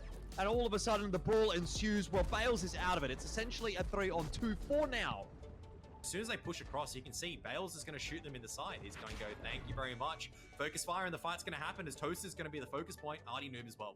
Yeah, some more free damage here for Bales in that bat chat. Toaster goes down to a one-shot. Blades is leading the charge. Needs the backup of his fellow Super Conqueror in Blaze, but, I mean, really, what are you going to do? You're walking into a crossfire right now as archers, and they're trying, and they're, to be fair, doing a pretty good job of rotating that damage around, but inevitably you're going to be losing. All you need to do right now, you know where the enemy tanks are. You just need to push in together. E100's leading the charge. Whippet is being a bit too enthusiastic, but you know what? He's a Fosh B, so... Quack? Quack! He's bounced one. Quack! The Super Conk is getting absolutely quacked at the moment, and he's dead because the Fosh B's clipped out on him. He still has two more. That's another quack. Oh my goodness, what is going on? How much damage has Whippet done? He must have done so much. That's the dream, as like the Fosh B. He's like even driving away at the moment. He's just gone, oh, quack you later, mate. And here we go. That chat, Fosh B is in action. These E100s need to die quickly. Yeah, well, Bales doesn't care about what's shooting him in the back. He's focused on what's in front of him as well. Lots of damage into the E100s. It's coming from all of the autoloaders. Geordie might be in trouble, or maybe Dell is in trouble. I can't really tell. Geordie has the shots remaining in his tank, and Dell has run out. 429 HP. I'm not sure that's going to go too kindly for Dell. In the end, he's out of the picture, and Matildas are looking good to pick up a victory. Fosh B, Fosh U. Matchup's on the way as well. Goober, 12 seconds on the reload at the moment. No one's suppressing Goober, so Darsley's going to go down here. Yep, Goober waiting for that reload, waiting to peek, and Dastardly has decided not to roll around the corner. He's just a wide open, flat-sided tank.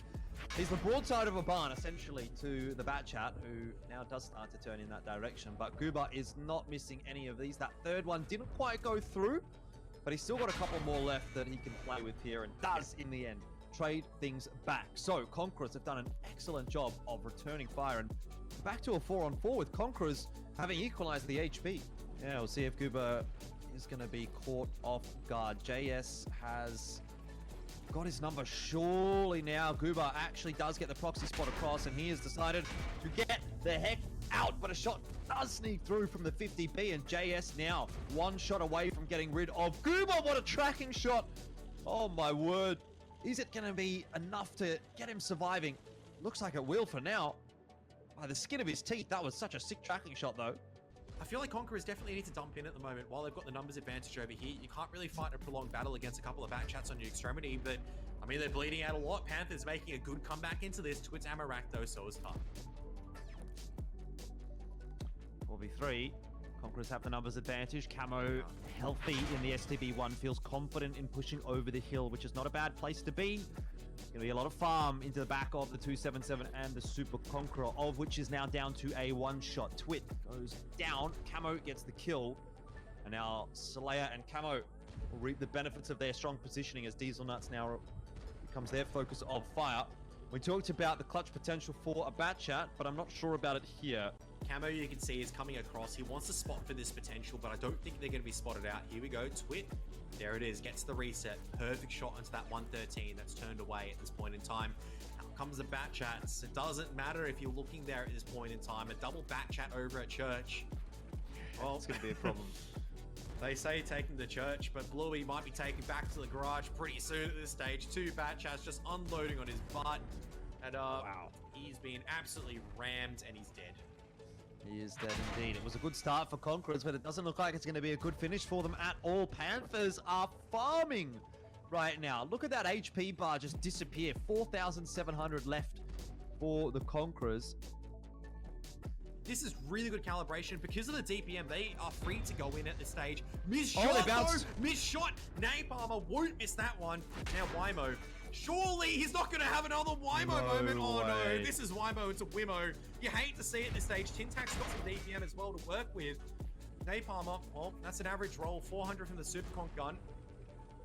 Still, it probably wouldn't have been enough, you'd imagine, either way, unless it was a massive high roll, but Tintac will finish it off. It's now on to Cindy. JT very low on HP, probably needs Russian to take the first shot here. and will try to conserve as much of his HP as he can, but they know that they need to dispatch of the Super Conqueror as quickly as possible. I'm not sure that it's going to end up being worth it. It'll be one bat chat at least for the kill onto Zanin here. Well done from Russian to complete that kill, but does he survive? But Looks like he will. Here's the and thing. now they find the isolated tank on the Crumbug. Yeah, Skorpions are finding all these isolated duels, and they're making the right calls, but good bleed as well coming out from the Sentinels. The attackers do have control of the hill, for example, oh my goodness, are you kidding me? That is just not supposed to happen. An E100 gets the Ignite at that distance, and there is no chance, but Rainbow just burns to death. All right, Skorpions, can we not throw this advantage away? 5 on 4, there's 2 50Bs, you've spotted them. JT has outspotted the 50Bs. He is onto hill, completely safe. I don't know why I'm starting to sound a bit British, but don't throw this away right now, Skorpions. I'm telling you. Don't throw it away, boys. Don't throw it away now. 2 on 3. Skorpions might find a way to draw the unlosable series. Russian definitely didn't need to make a move over there. 25 seconds. How has this happened? Where the bat chats, they're in a perfect position. They get. How has this happened? Reload, but Russian takes 2 shots of damage. Really doesn't. Final game of the evening, Kev. Time to dive into it. We've been waiting a little bit. This is an interesting one. We got Sentinels playing.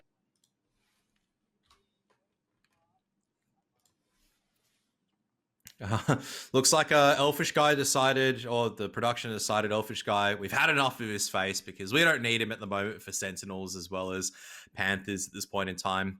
It's all we really need to discuss at this stage. I mean, Elfish Guy sucks and he's gone. He should be back pretty soon, though. Pretty important match actually for Sentinels. They've had a couple of rough weeks. They've been getting a few draws. We've had not the most ideal play. Does look like they're stagnating a little bit. But Perth Panthers as well, though, kind of like lambasting towards the middle, towards the bottom of that leaderboard as well. Finals may be out of their contention, but they're definitely looking to do a little bit of damage at this point in time. So we'll have to obviously wait and see how that does go at the end of the day. I'm still hoping the Sentinels does well. Obviously, Sentinels at the end of the day is one of the stronger teams. You have to really back it. Their roster, they do have Doodle Tank. He's my favorite player, obviously. He should be in everyone's ANZPL team. He should be played more for the Sentinels. I do believe he's got a 100% win rate. But taking a quick look through, once again, it's not just Doodle Tank that rounds out the rest of the Sentinels. It's pretty much that majority of the crew that won Season 1, your Rerendi, Rainbow, Cindy, and Zanin, obviously joined by this season by Wymo, by Iron Guard, and Doodle Tank. And Doodle Tank, once again, 100% win rate as far as I'm concerned, which means that he is an absolute god. It does look like, unfortunately, Elfish Guy's back. I'm sorry, guys. I tried my best, but here he is to bring you the Perth Panthers. What do you mean? I never went anywhere, Kev. I'm not really sure what you're talking about. But yeah, Perth Panthers, definitely an interesting prospect at this point. I'm kind of eager to see what they can do in this match because it sort of feels the same as what we got from the Archers in the last round, where a draw probably isn't acceptable anymore for Perth Panthers just based on where they're sitting on the scoreboard. 4 points. They've got 4 draws and a loss. So they need to get themselves a win here just to elevate those numbers a little bit and give themselves a chance to fight for playoffs. And it's funny, again, because I look at this roster on paper and I think you've got some pretty decent players in here. You've got some experience coming through from Season 1. And you've got players that were on some of the top teams even. You know, Lightning Man was on Bulldogs last season, for example, and had some success there. But it hasn't really been able to convert across to Season 2 for the Panthers. So keeping an eye on pretty much everyone today to make sure that they can step up in what should essentially be a difficult match, but maybe a good opportunity for them, you know, against the Sentinels, who really feel like they've been taking a bit of a nosedive of late. So again, I want to say it's kind of now or never for the Panthers. Yep, I definitely agree as well. I mean, 4 points at the moment, as you said, tied with Auckland Archers at the beginning of this week. They want to make a bit of a change to move forward. We'll have to see how they go, though, overall. We will indeed. We'll see how they are going to be able to work their way into this matchup. Obviously, for them, Randomized has been one of the key players. He's, been one of the top players in terms of damage dealt for the entire season, actually, Kev. I know you were talking to me about him being in your fantasy team this week. I feel like Randomized's damage, though, a lot of the time isn't super relevant, if that makes sense. And it's actually interesting we've got him here as one of the matchup players and Cindy on the other side. I don't know if it's like fair to say that, to be honest, but you know, he is the top average damage dealer for the season. and yet Panthers are the bottom team. So does that mean he's overperforming, his teammates aren't stepping up, or does that mean he's damage farming at the end of rounds? Because they're clearly not winning rounds with the damage that he's getting out. I think you got to look at it realistically. For Panthers? He hasn't played every single battle. He plays a super heavy, so that indicates to me already the maps that Perth Panthers try to go towards. There's a larger HP pool that they play with, so obviously a damage stat's going to be a little bit larger. It sounds pretty obvious, but when you become that like brawl specialist where you are doing a lot of damage, maybe that your other tanks are being focused out and you're trying to do your best that you can. And unfortunately, the rest of your teammates are dying around you. I'm not saying it's Perth Panthers' fault. It's that they're losing because of everyone else spot randomized, but that could be one little factor for it. So, I mean, taking a look at the map picks is kind of reinforced the fact Perth Panthers onto Himmelsdorf, close quarters, your super heavies, less kind of rotations that you have to worry about, whereas Muravanka for Sentinels, you are relying on experience, you're relying on your players' strength in making solid individual plays to make it work out. Yeah, so Muro and Himmelsdorf, the two maps. It's interesting how these maps barely were played at all at the start of the season, and now they're really starting to get absolutely smashed. I think it's bold of Panthers to select Himmelsdorf against the Sentinels. We know that that was a map that they found quite good in Season 1. But Season 2 has definitely been a different beast for the Sentinels. And for Panthers, an opportunity that they cannot let slip through their fingers tonight. They have to beat Sentinels here if they want to make it into the season finals. See if they can make it happen. Sentinels on the defense to start things off on Moreau. All right, congratulations to Sentinels to got 1-0. Why are we back to Muravanka again? Elfish guy. Why was I placed here to commentate Water Tanks for Muravanka?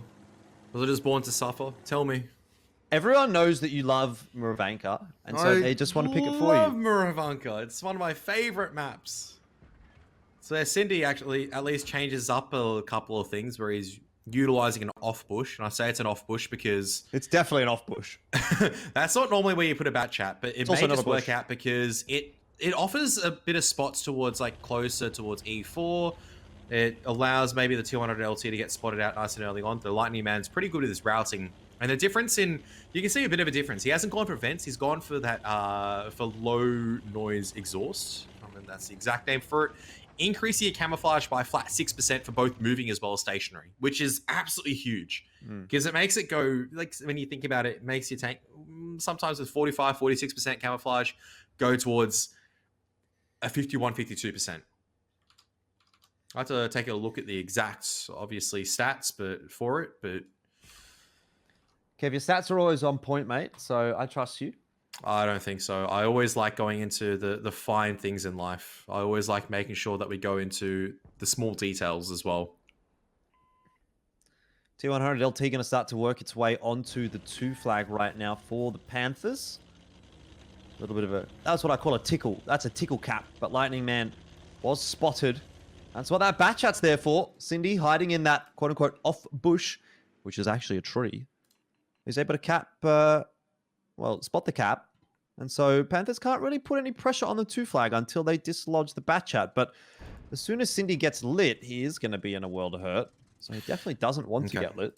So the difference between running bounty vents as well as your low exhaust system is a difference between 42% camo on a T100 LT versus a 48% or 47.19% camo. Which is a decent amount. So for Lightning Man, we'll see if this is going to be the difference, whether he gets spotted or not, whether he outspots a couple of people.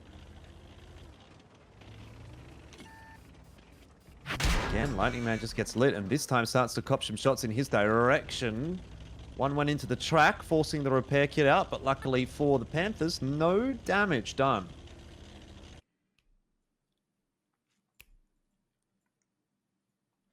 I think Randomized in a very rough position as well with where Cindy is, because Cindy's just going to be spotting all of this. It allows Iron Guard, allows Morendi to peek out. The STBs are a bit too far back, so there's not as much impact coming out from them so far. There's a lot of HP they need to go through on the side of the Panthers, and the problem is they still have no idea where Cindy is. Are we able to take a look at Cindy's loadout, actually? I didn't make a huge mention of it earlier on, but I'm wondering if he's running CVS and things like that.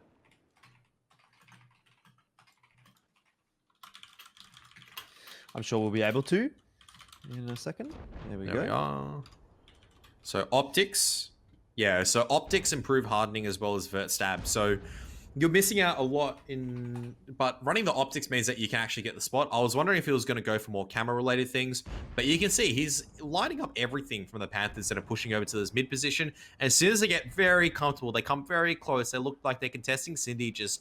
Then he goes, all right, I'm close enough. I can just smack them away. And you can see he's in the prime position. It's not Rainbow that's going to be doing the hard carrying at this stage. I do feel like it's going to be Cindy as soon as he decides to strike. Maybe this tier 100 LT is going to be spotted out as well. So, yeah, 1-0. I'm firmly convinced at this point in time. I don't think Panthers can do anything to come back to win this one. Well, they're going to have to try regardless, but you're right, Kev. Yeah. They are down a fairly sizable chunk of HP. Twit going to send it forward in that STB1. And, I mean, Rainbow's position is always a pretty difficult one to dislodge. But JS going to make the push. Oh, that might have been a mistake. Rainbow needs one more shot. He's got one more shot, and JS just got absolutely boomed on that cross. Rowendi and Ironcard were certainly waiting for that. And now it's Cindy's time to strike. Looking for the chase onto Lightning Man in that T100 LT. Couple of shots already connecting, but that third one through just missing. Lightning Man will survive for now. End of the day, though, Cindy isn't even going to be required. Ironcard slides a shot through the town, and it works perfectly for Sentinels. Look at the domination. Randomized now copying shots from behind. That'll be from Cindy. He gets done, and Diesel finds himself alone all of a sudden. Panthers, the round is over. Yep. I mean, it was pretty much over and done with when I felt like they couldn't really bleed out any HP. You could see that they had lost about 2,000, 3,000 before they even made their way close. And as a result, that was it. It was just down to the fact that off-bush works perfectly fine for Cindy. He spots out a lot of enemies. He understands where the rotations are. And as soon as you have information, that's it. It's when you get to a lot of these positions where you can actually go, we understand where they're attacking from. You can maneuver your tanks in the perfect positions, and you can see a complete shutout across the board there. Good stuff from Rainbow. He had a couple of rough weeks, so it's good to see him do some damage. The Super Kong's also chipping in quite well. And yeah, but I would say definitely the star for that one would be Cindy. Utilizing a bit of an off-bush. I don't know if he made that one or if someone found that and he's made the call to use it. But that pretty much counters everything that Perth Panthers was aiming to do. From that point onwards, it was a question for me if the T100 LT could spot him out or not. It could not, and you lose at that stage when you... Yeah. If a T100 LT can't spot out the bat chat, it's a pretty good bush. Yeah, unfortunately, he doesn't really get rewarded for it stats-wise. I think he only got like 600 or so spotting there. But overall, he gets rewarded with a round win. So I suppose, where do your priorities lie? Stats or rounds? You sort of lean towards the former in most instances. But obviously, the latter being more important when we're running for playoffs at the moment. More importantly, I want to touch on Rainbow here. Obviously, as you said, he had a couple of rough weeks. I think last week was a shocking week for Rainbow. He really, really didn't perform to the level that we've come to expect from him. He even got subbed out for that final game of the evening, as we all remember. And it's nice to see him back into pretty decent form. Nearly 3K there in the bat chat. It's a good start. Momentum really starts to flow. Maybe you feel like, okay, well, last week was a bit of an outlier, and I think we probably all expect that is the case. So yeah, I mean, it's definitely good signs for Sentinels. A fairly convincing victory there on Muravanka, and Panthers, I mean, they're going to have to step up, but at the moment, Sentinels is kind of looking almost back to their old selves. Yeah, I mean, definitely. That was very convincing. I have to say, though, defensive side Muravanka is always going to be easier to play. That's an argument I feel like is backed up by the stats. If we've had maybe one attack victory on Muravanka, if I remember correctly, like only a single one, like throughout this entire season. We've seen it a couple of times, but it still does have that very defense side bias. So my thing here now is Sentinels able to break that? How they going to breach the Perth Panthers kind of take? I mean, looking at the replays, it's unideal once your bat chat goes down pretty quickly on for the Panthers, but you didn't have enough time. Unfortunately, bled out too much HP, and from that stage, it was always going to be a farm fest for Sentinels. They did enough work early on to make sure they were doing the bleeding and they weren't bled out. Panthers tried taking a bit more mid-control. We've been seeing this approach a lot more from teams recently, but absolutely countered, as I said before, by the vision control that came out from Sentinels this time around in the defense. Yeah, definitely. Thinking to do for Panthers, although they are moving on to defense, I suppose, so that makes life a little bit easier. Expectations, though, for Sentinels are going to be the same. I mean, we're probably looking towards a couple of bat chats. Rainbow and Cindy probably rolling out in those, although they may trade one of the bat chats out for an STB1 moving into the attacking side. Kranwagen wouldn't go astray on the defense. Super Conquerors wouldn't go astray on the defense. It really depends on what kind of a setup you do want to take here, because there's obviously the options for the 277s every now and then as well. I mean, there's a lot of different ideas on the defense, but ultimately it feels like Muravanka, regardless of what tanks you're playing, you end up more or less playing the same strategy. You know, you have your heavy tanks on that little hill in the middle. You might have a spotter down on the K line. You might have a tank sort of push forward on the one line, you know, up near the one flag or something like that. But aside from that, it's just like you more or less, you change out the tanks, but you don't change up the strategy all that much.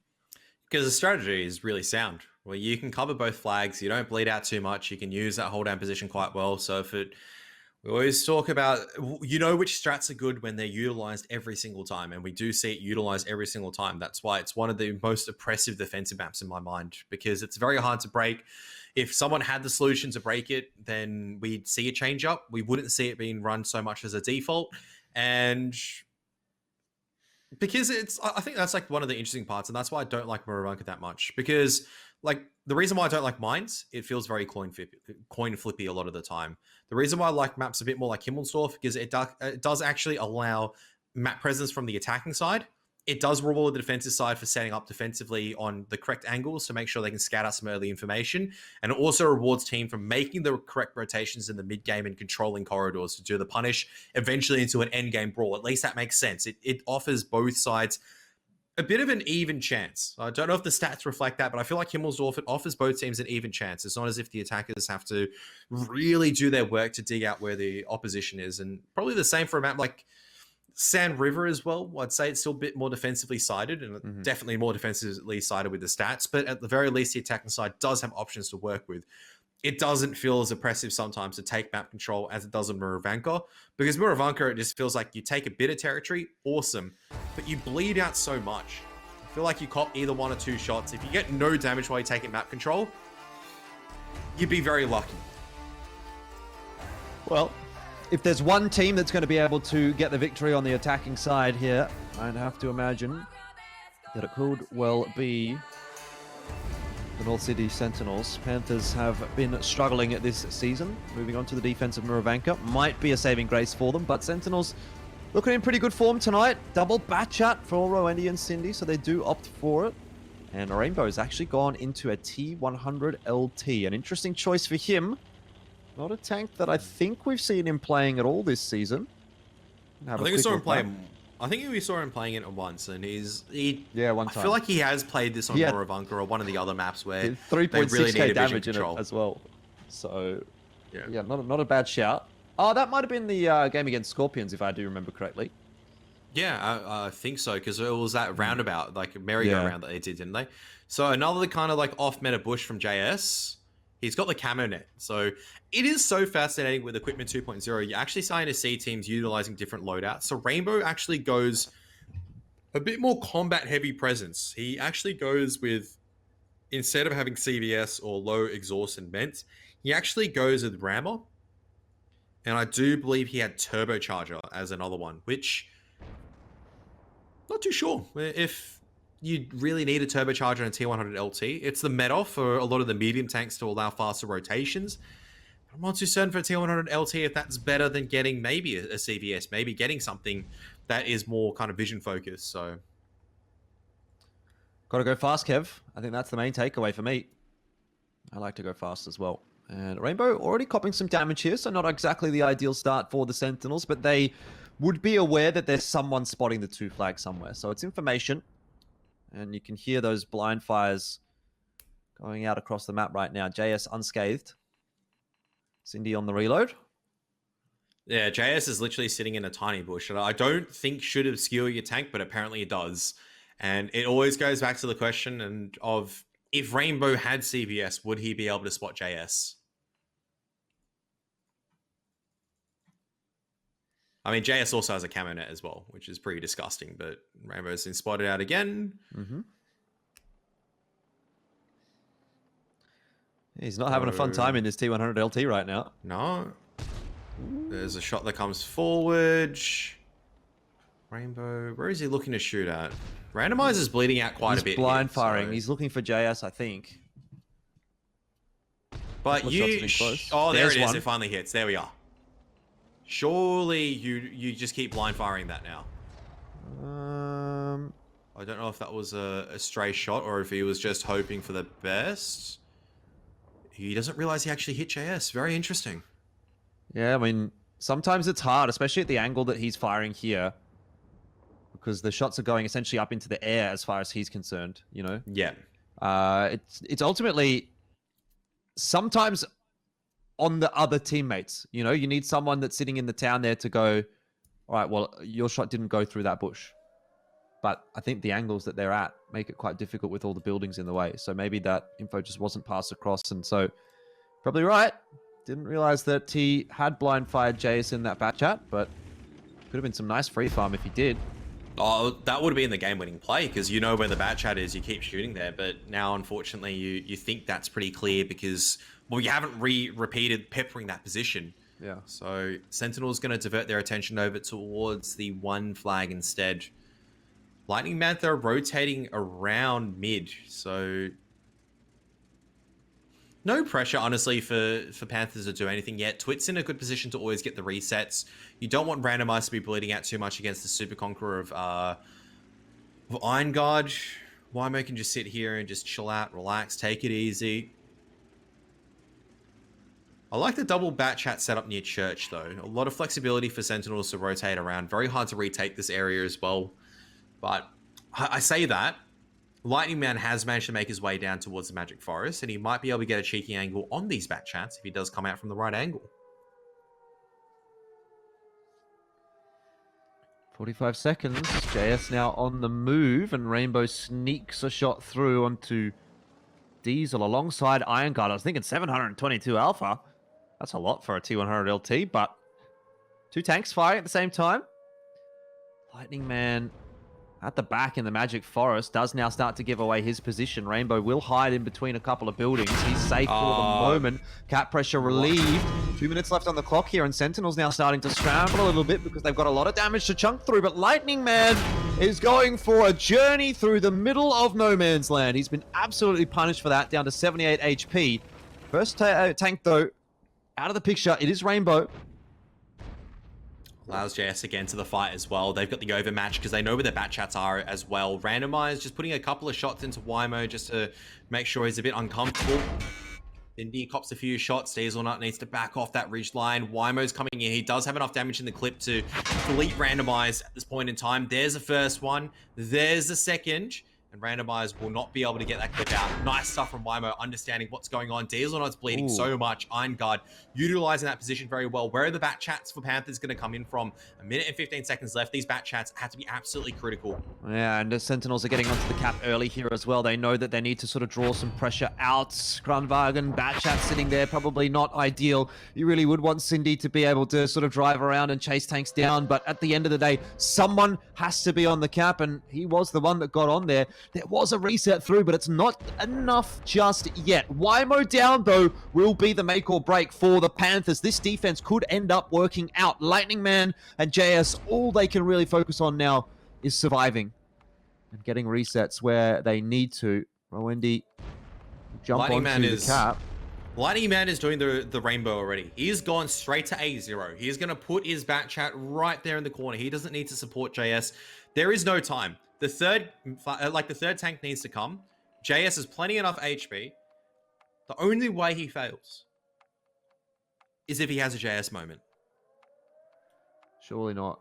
Surely not. Iron Guard's going to get himself onto the cap. Rowendy, as of yet, still hasn't spotted JS. He's looking for that reset. Needs one. In fact, he doesn't even need a reset. It really doesn't matter. This is free farm. There's no time for the cap. Sentinels cannot win. And Lightning Man survives. 2 seconds left on that cap timer. Sentinels will not quite be able to eke out the victory here on Muravanka to force it to a 2-0. End of the day, it's a 1-1. Yay! Muravanka 1-1. Defense wins because time runs out. Where have I seen that before, Elfish Guy? Dev loves a good 1-1 on Muravanka. That's his favorite scoreline. I mean, that's the reason why it's so oppressive on the defense at the end of the day. It just seems like it always happens.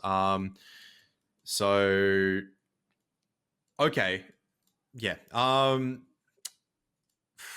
I don't know what else to say beyond that. I felt like Sentinels did really well to do a lot of the early bleed out.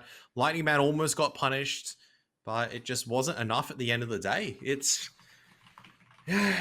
That's so strange, really. But yeah, let's take a quick look at the damage as well. I mean, Iron Guard on top, 4K. That's pretty big.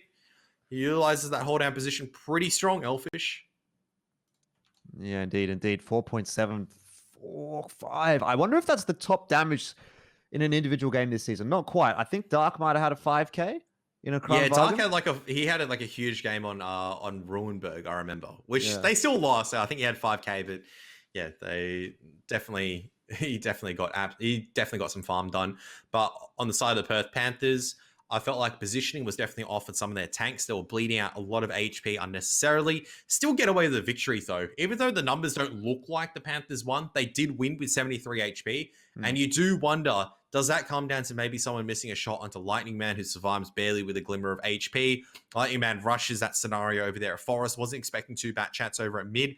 Almost loses his life, and that would have been a bit of a different scenario, I feel like, if he did go down. So yeah, I mean, definitely. He survives on a sliver of HP, maybe a higher roll. You know what I mean? Like, it sometimes comes down to that as well. And at the end of the day, I suppose Sentinels feel a little bit hard done by. But again, this is one of those situations I'm talking about where scorelines look similar. In fact, scorelines are the same.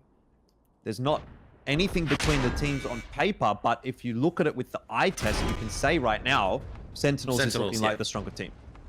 Yeah, and Sentinels, that just literally comes down to if they had 5 seconds more. We're not talking about a minute. We're not talking even about half a minute. If they had 5 seconds more, that would have been GG. They had plenty of HP. Their focus fire was better. They understood where they needed to take. They made it very close. Panthers bled out unnecessarily on a lot of their tanks, trying to make shots in. That's why Iron Guard was farming. That's why Randomized wasn't. That's why Diesel Nuts weren't, because they were overextended a little bit. Well, at the end of the day, though, still a 1-1. But Sentinels, they're not happy with the 1-1. And you know how I know this? Someone messaged you on Discord. Yeah, someone messaged me on Discord. Which one? Who did it? Everyone. All of them? Get ready. Sentinels are taking out Iron Guard, their best performer. Guess who they're putting in? Doodle Tank. They're putting in the Doodle Tank. Let's go. Exclamation mark Doodle Tank in the chat, ladies and gentlemen, because he is going to be coming on board. He is going to be maybe fragging up a storm or whatnot. He will be the savior for Sentinels. I think he's got an undefeated win rate so far. Yeah, I think so. You know, 100% win rate. I've been tracking this a little bit. Not tracking, like, legitimately, but I've just been keeping an eye on it today. It feels to me like every time someone does top damage in a game, they get subbed out. Happened earlier as well. I can't remember what game it was, but I'm just thinking, like, man, imagine doing, like, 4.7k damage and then getting subbed out. You're just like, what do I have to do to earn a game at the moment, you know? That's unfortunate. Iron Guard probably not too happy. But I guess you got to take one for the team sometimes, right? Yeah, I mean, look, I could do 10,000 damage or get 9 kills in an advanced game. As someone that said, look, Kraft, mate, you're going to have to step down because Doodle Tank needs to come in. I just put my hands up and go, you know what? That's a fair cop. You have players, and then you have Doodle Tank, who is just the next level of ascension. So moving on to Himmelsdorf, it's going to be pretty interesting to see exactly what tank he's going to be bringing in. What did he play before? I think it was a Super Conk. I think he played on Ghost Town when he subbed in last time. Yeah, let's get the stats up. Let's get the stats up. I think he's played a Super Conk in, I think, he has actually got 2 games, yeah. 2 games. He also played Cliff, I feel like. He was subbed on Cliff, but I don't know exactly who he was playing on Cliff. Was it a 2-7 or was it a medium? It was a Super Conqueror and a 2-7-7, so you are correct. There you are. I follow, it's like that meme, you know? I will follow your career with great interest kind of thing. That's me with Doodle Tank at the moment. Yeah. But it's hard to see what map he played. I'd have to go back and actually look at the VOD, which I'm obviously not going to do while we're live on a broadcast. Yeah, I mean, the Super Conk game was pretty decent. He did 1.8k damage. It was nothing phenomenal, but it definitely wasn't bad, and that's kind of what you want, slotting into this roster, right? Someone that's just going to be able to consistently get some damage out.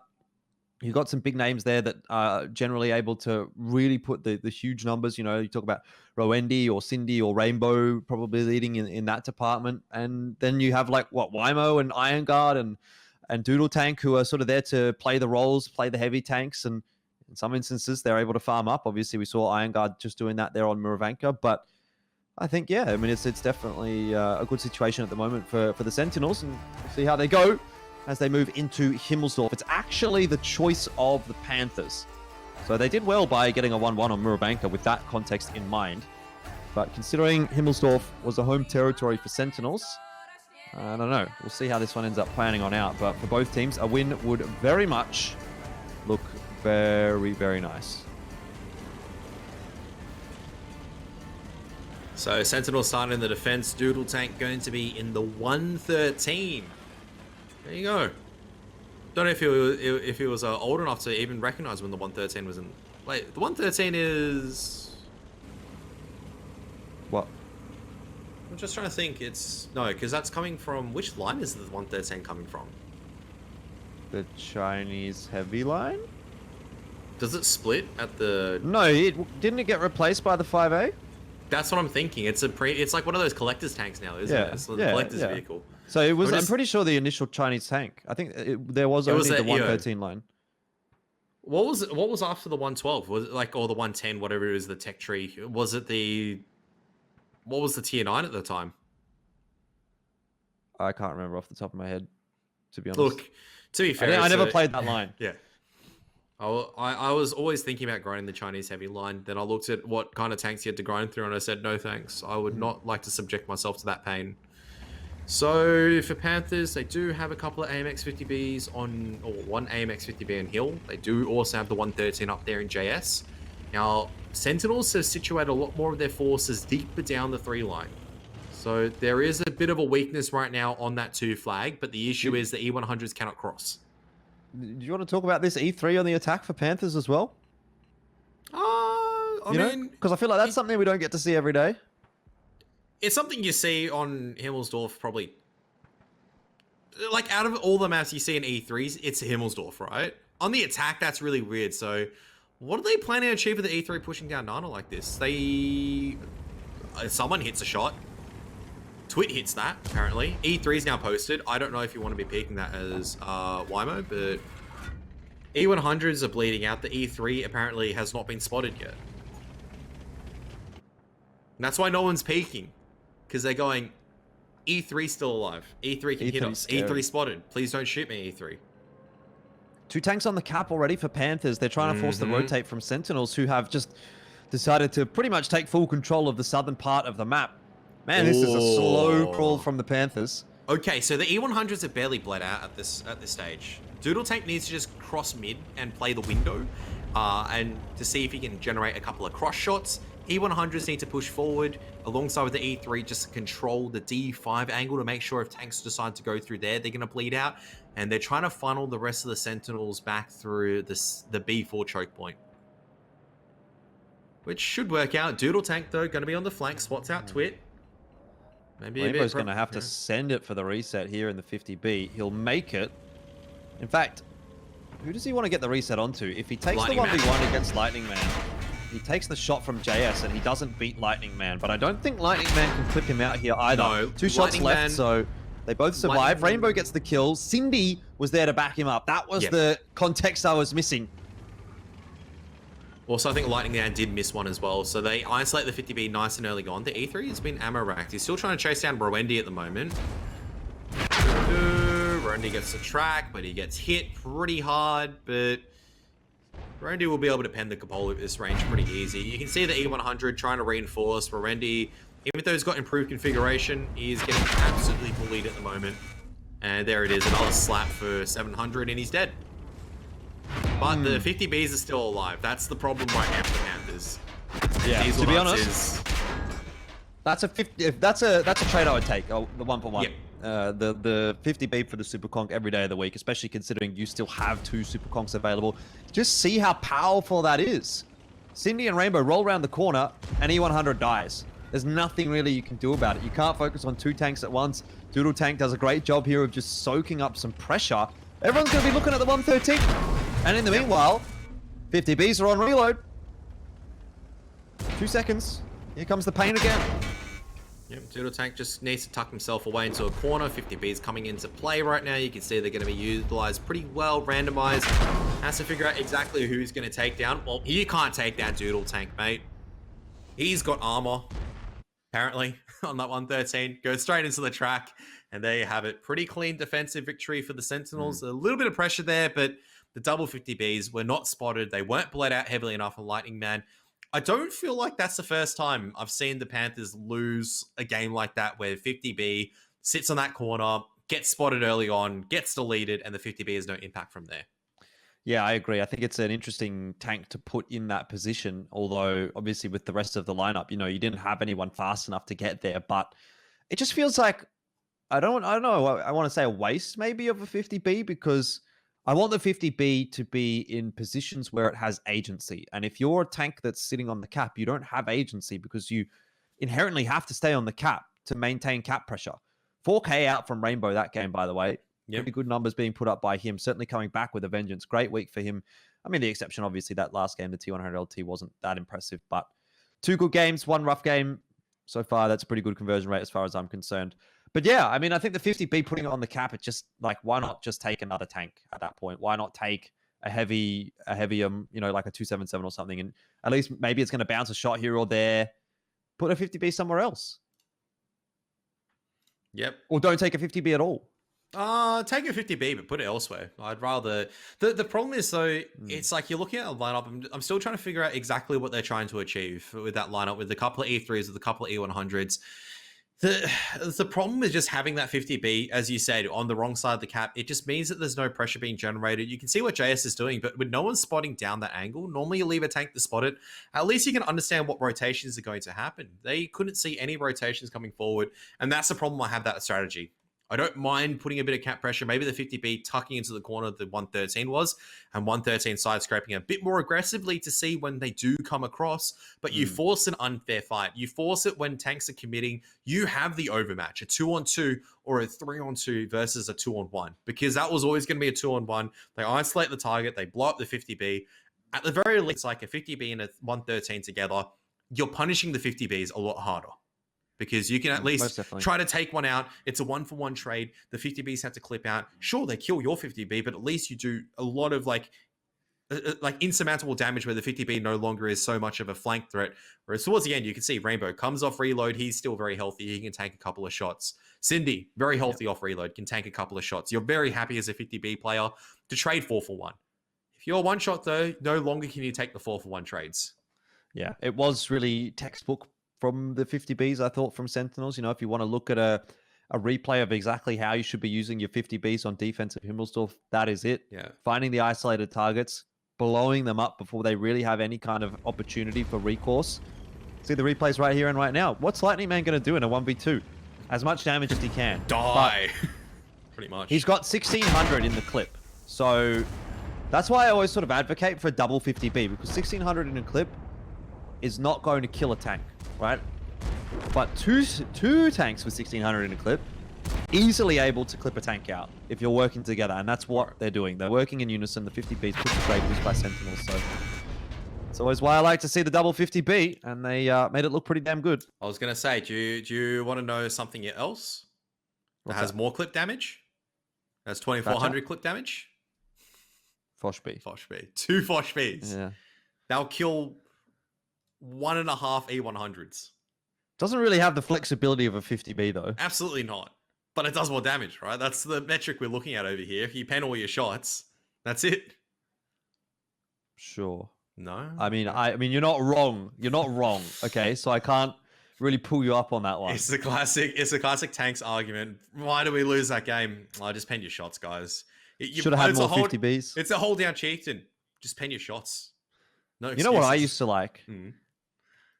When we used to have Himmelsdorf in 7v7, there was no tank limits, apart from 768. So you had to have a tier 8 tank.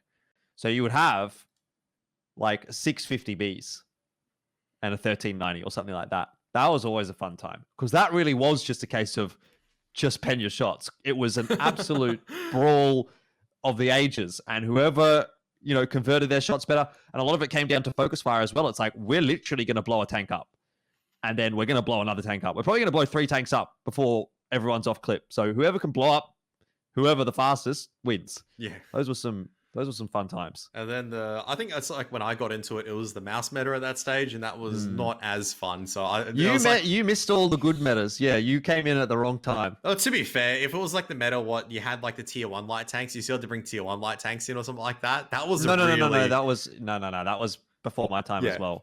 Imagine that. It's like, hey, would you like to play for a top tier pro team? It's like you're so keen, you're gonna be with the team. Yeah, you're really gonna be grinding out, and it's like you're relegated to MS1 duties, and you're like, well, okay, what am I meant to do? Yeah, but I think the way that they used to do it though was that there wasn't like a dedicated tier 1 tank player. You know, you didn't come into the roster and play a tier 1 Cunningham every game. It was a rotation.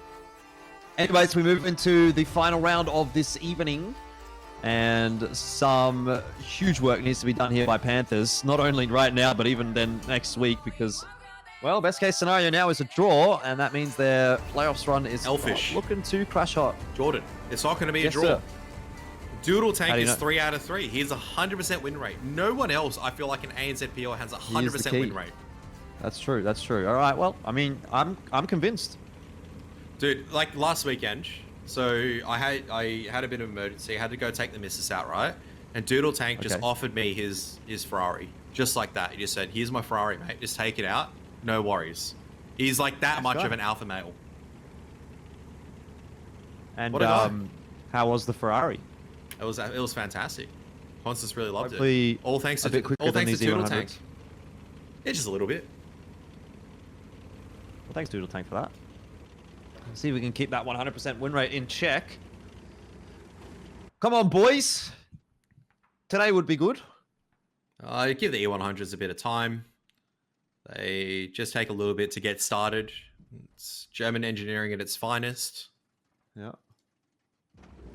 To be fair, though, meme on Twitter, by the way. That was Sorry? pretty funny. Did you like my meme on Twitter, by the way? Oh, I really enjoyed it. Yeah. Mine didn't have the same traction, unfortunately, which is a bit of a shame. I did tell you, no one's going to get it. Because there's no one from World of Tanks on Twitter.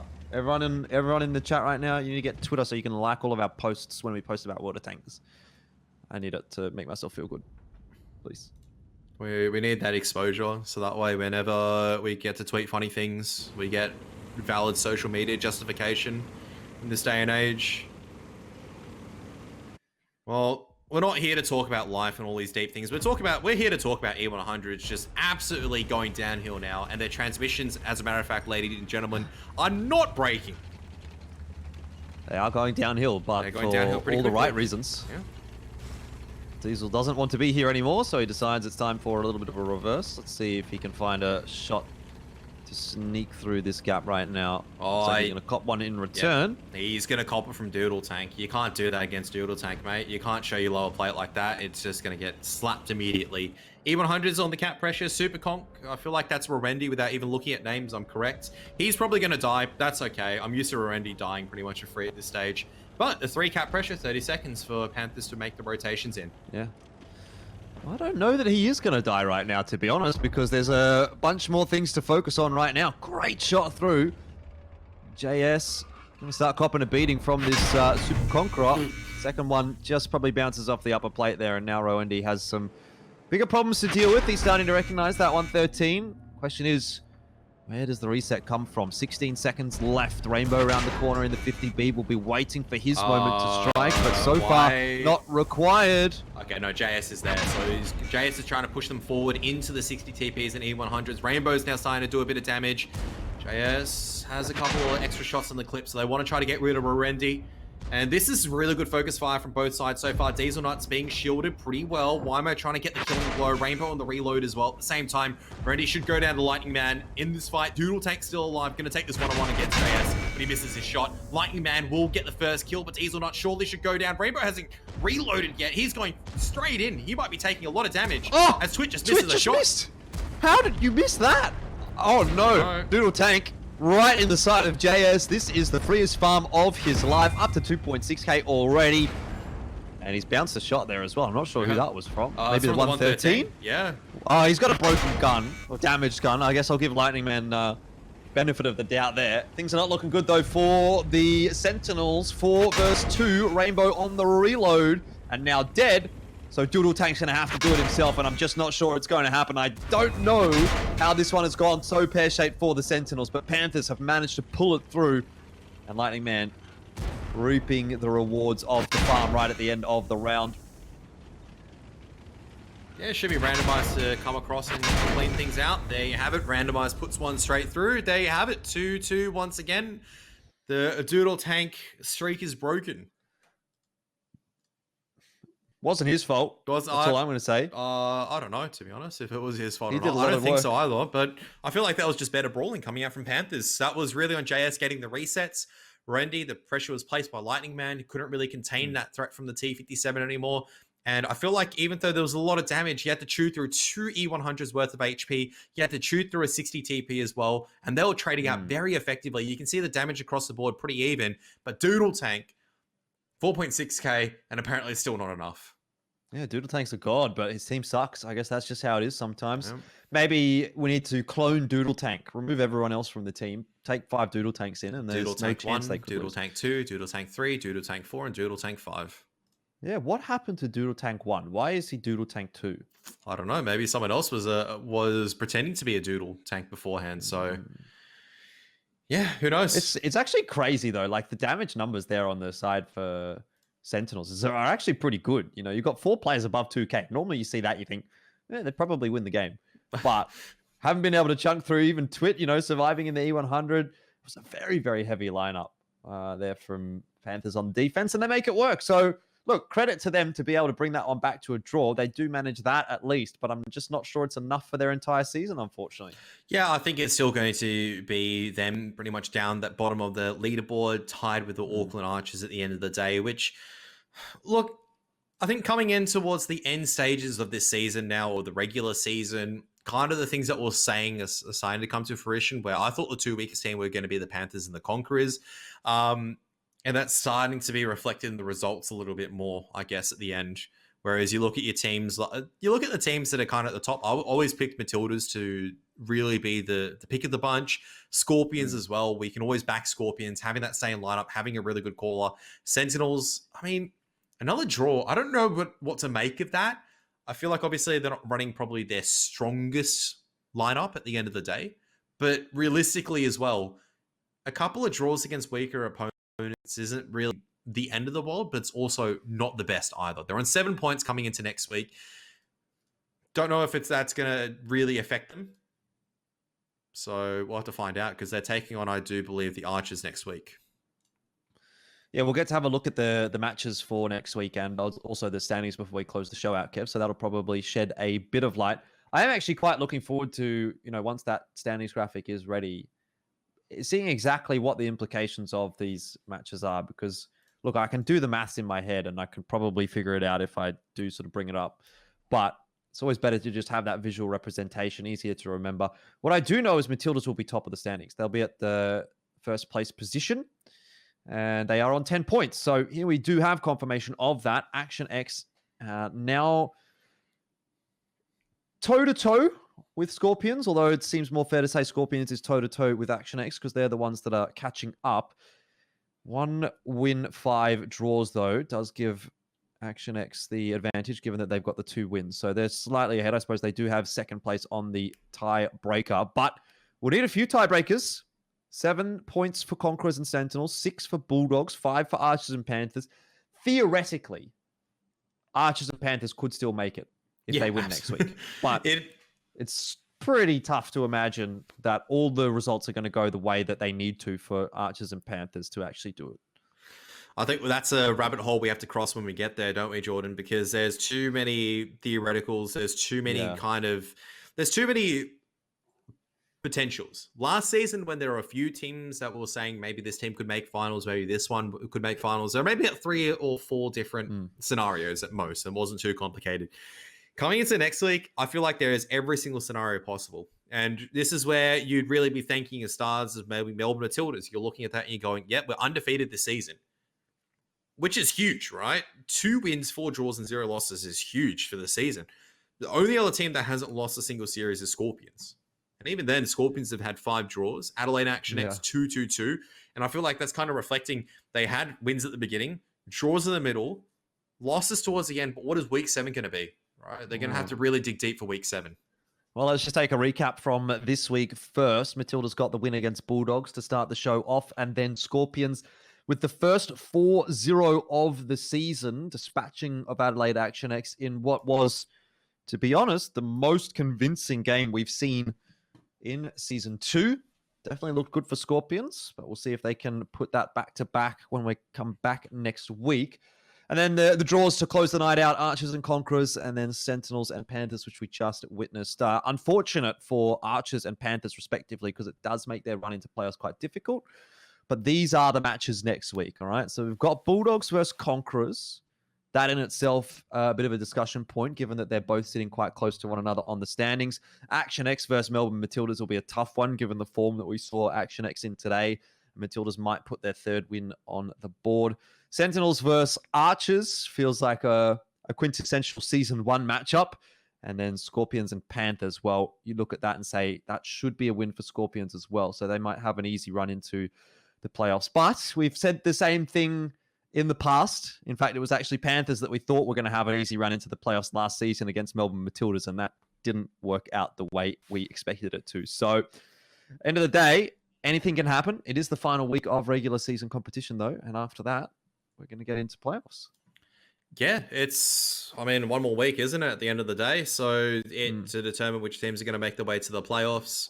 And, if there's any time to really be tuning in, I think next week definitely is going to be it. A lot of teams are going to be a bit upset. Some teams are going to be happy, but we'll have to find out who can really turn up on the day.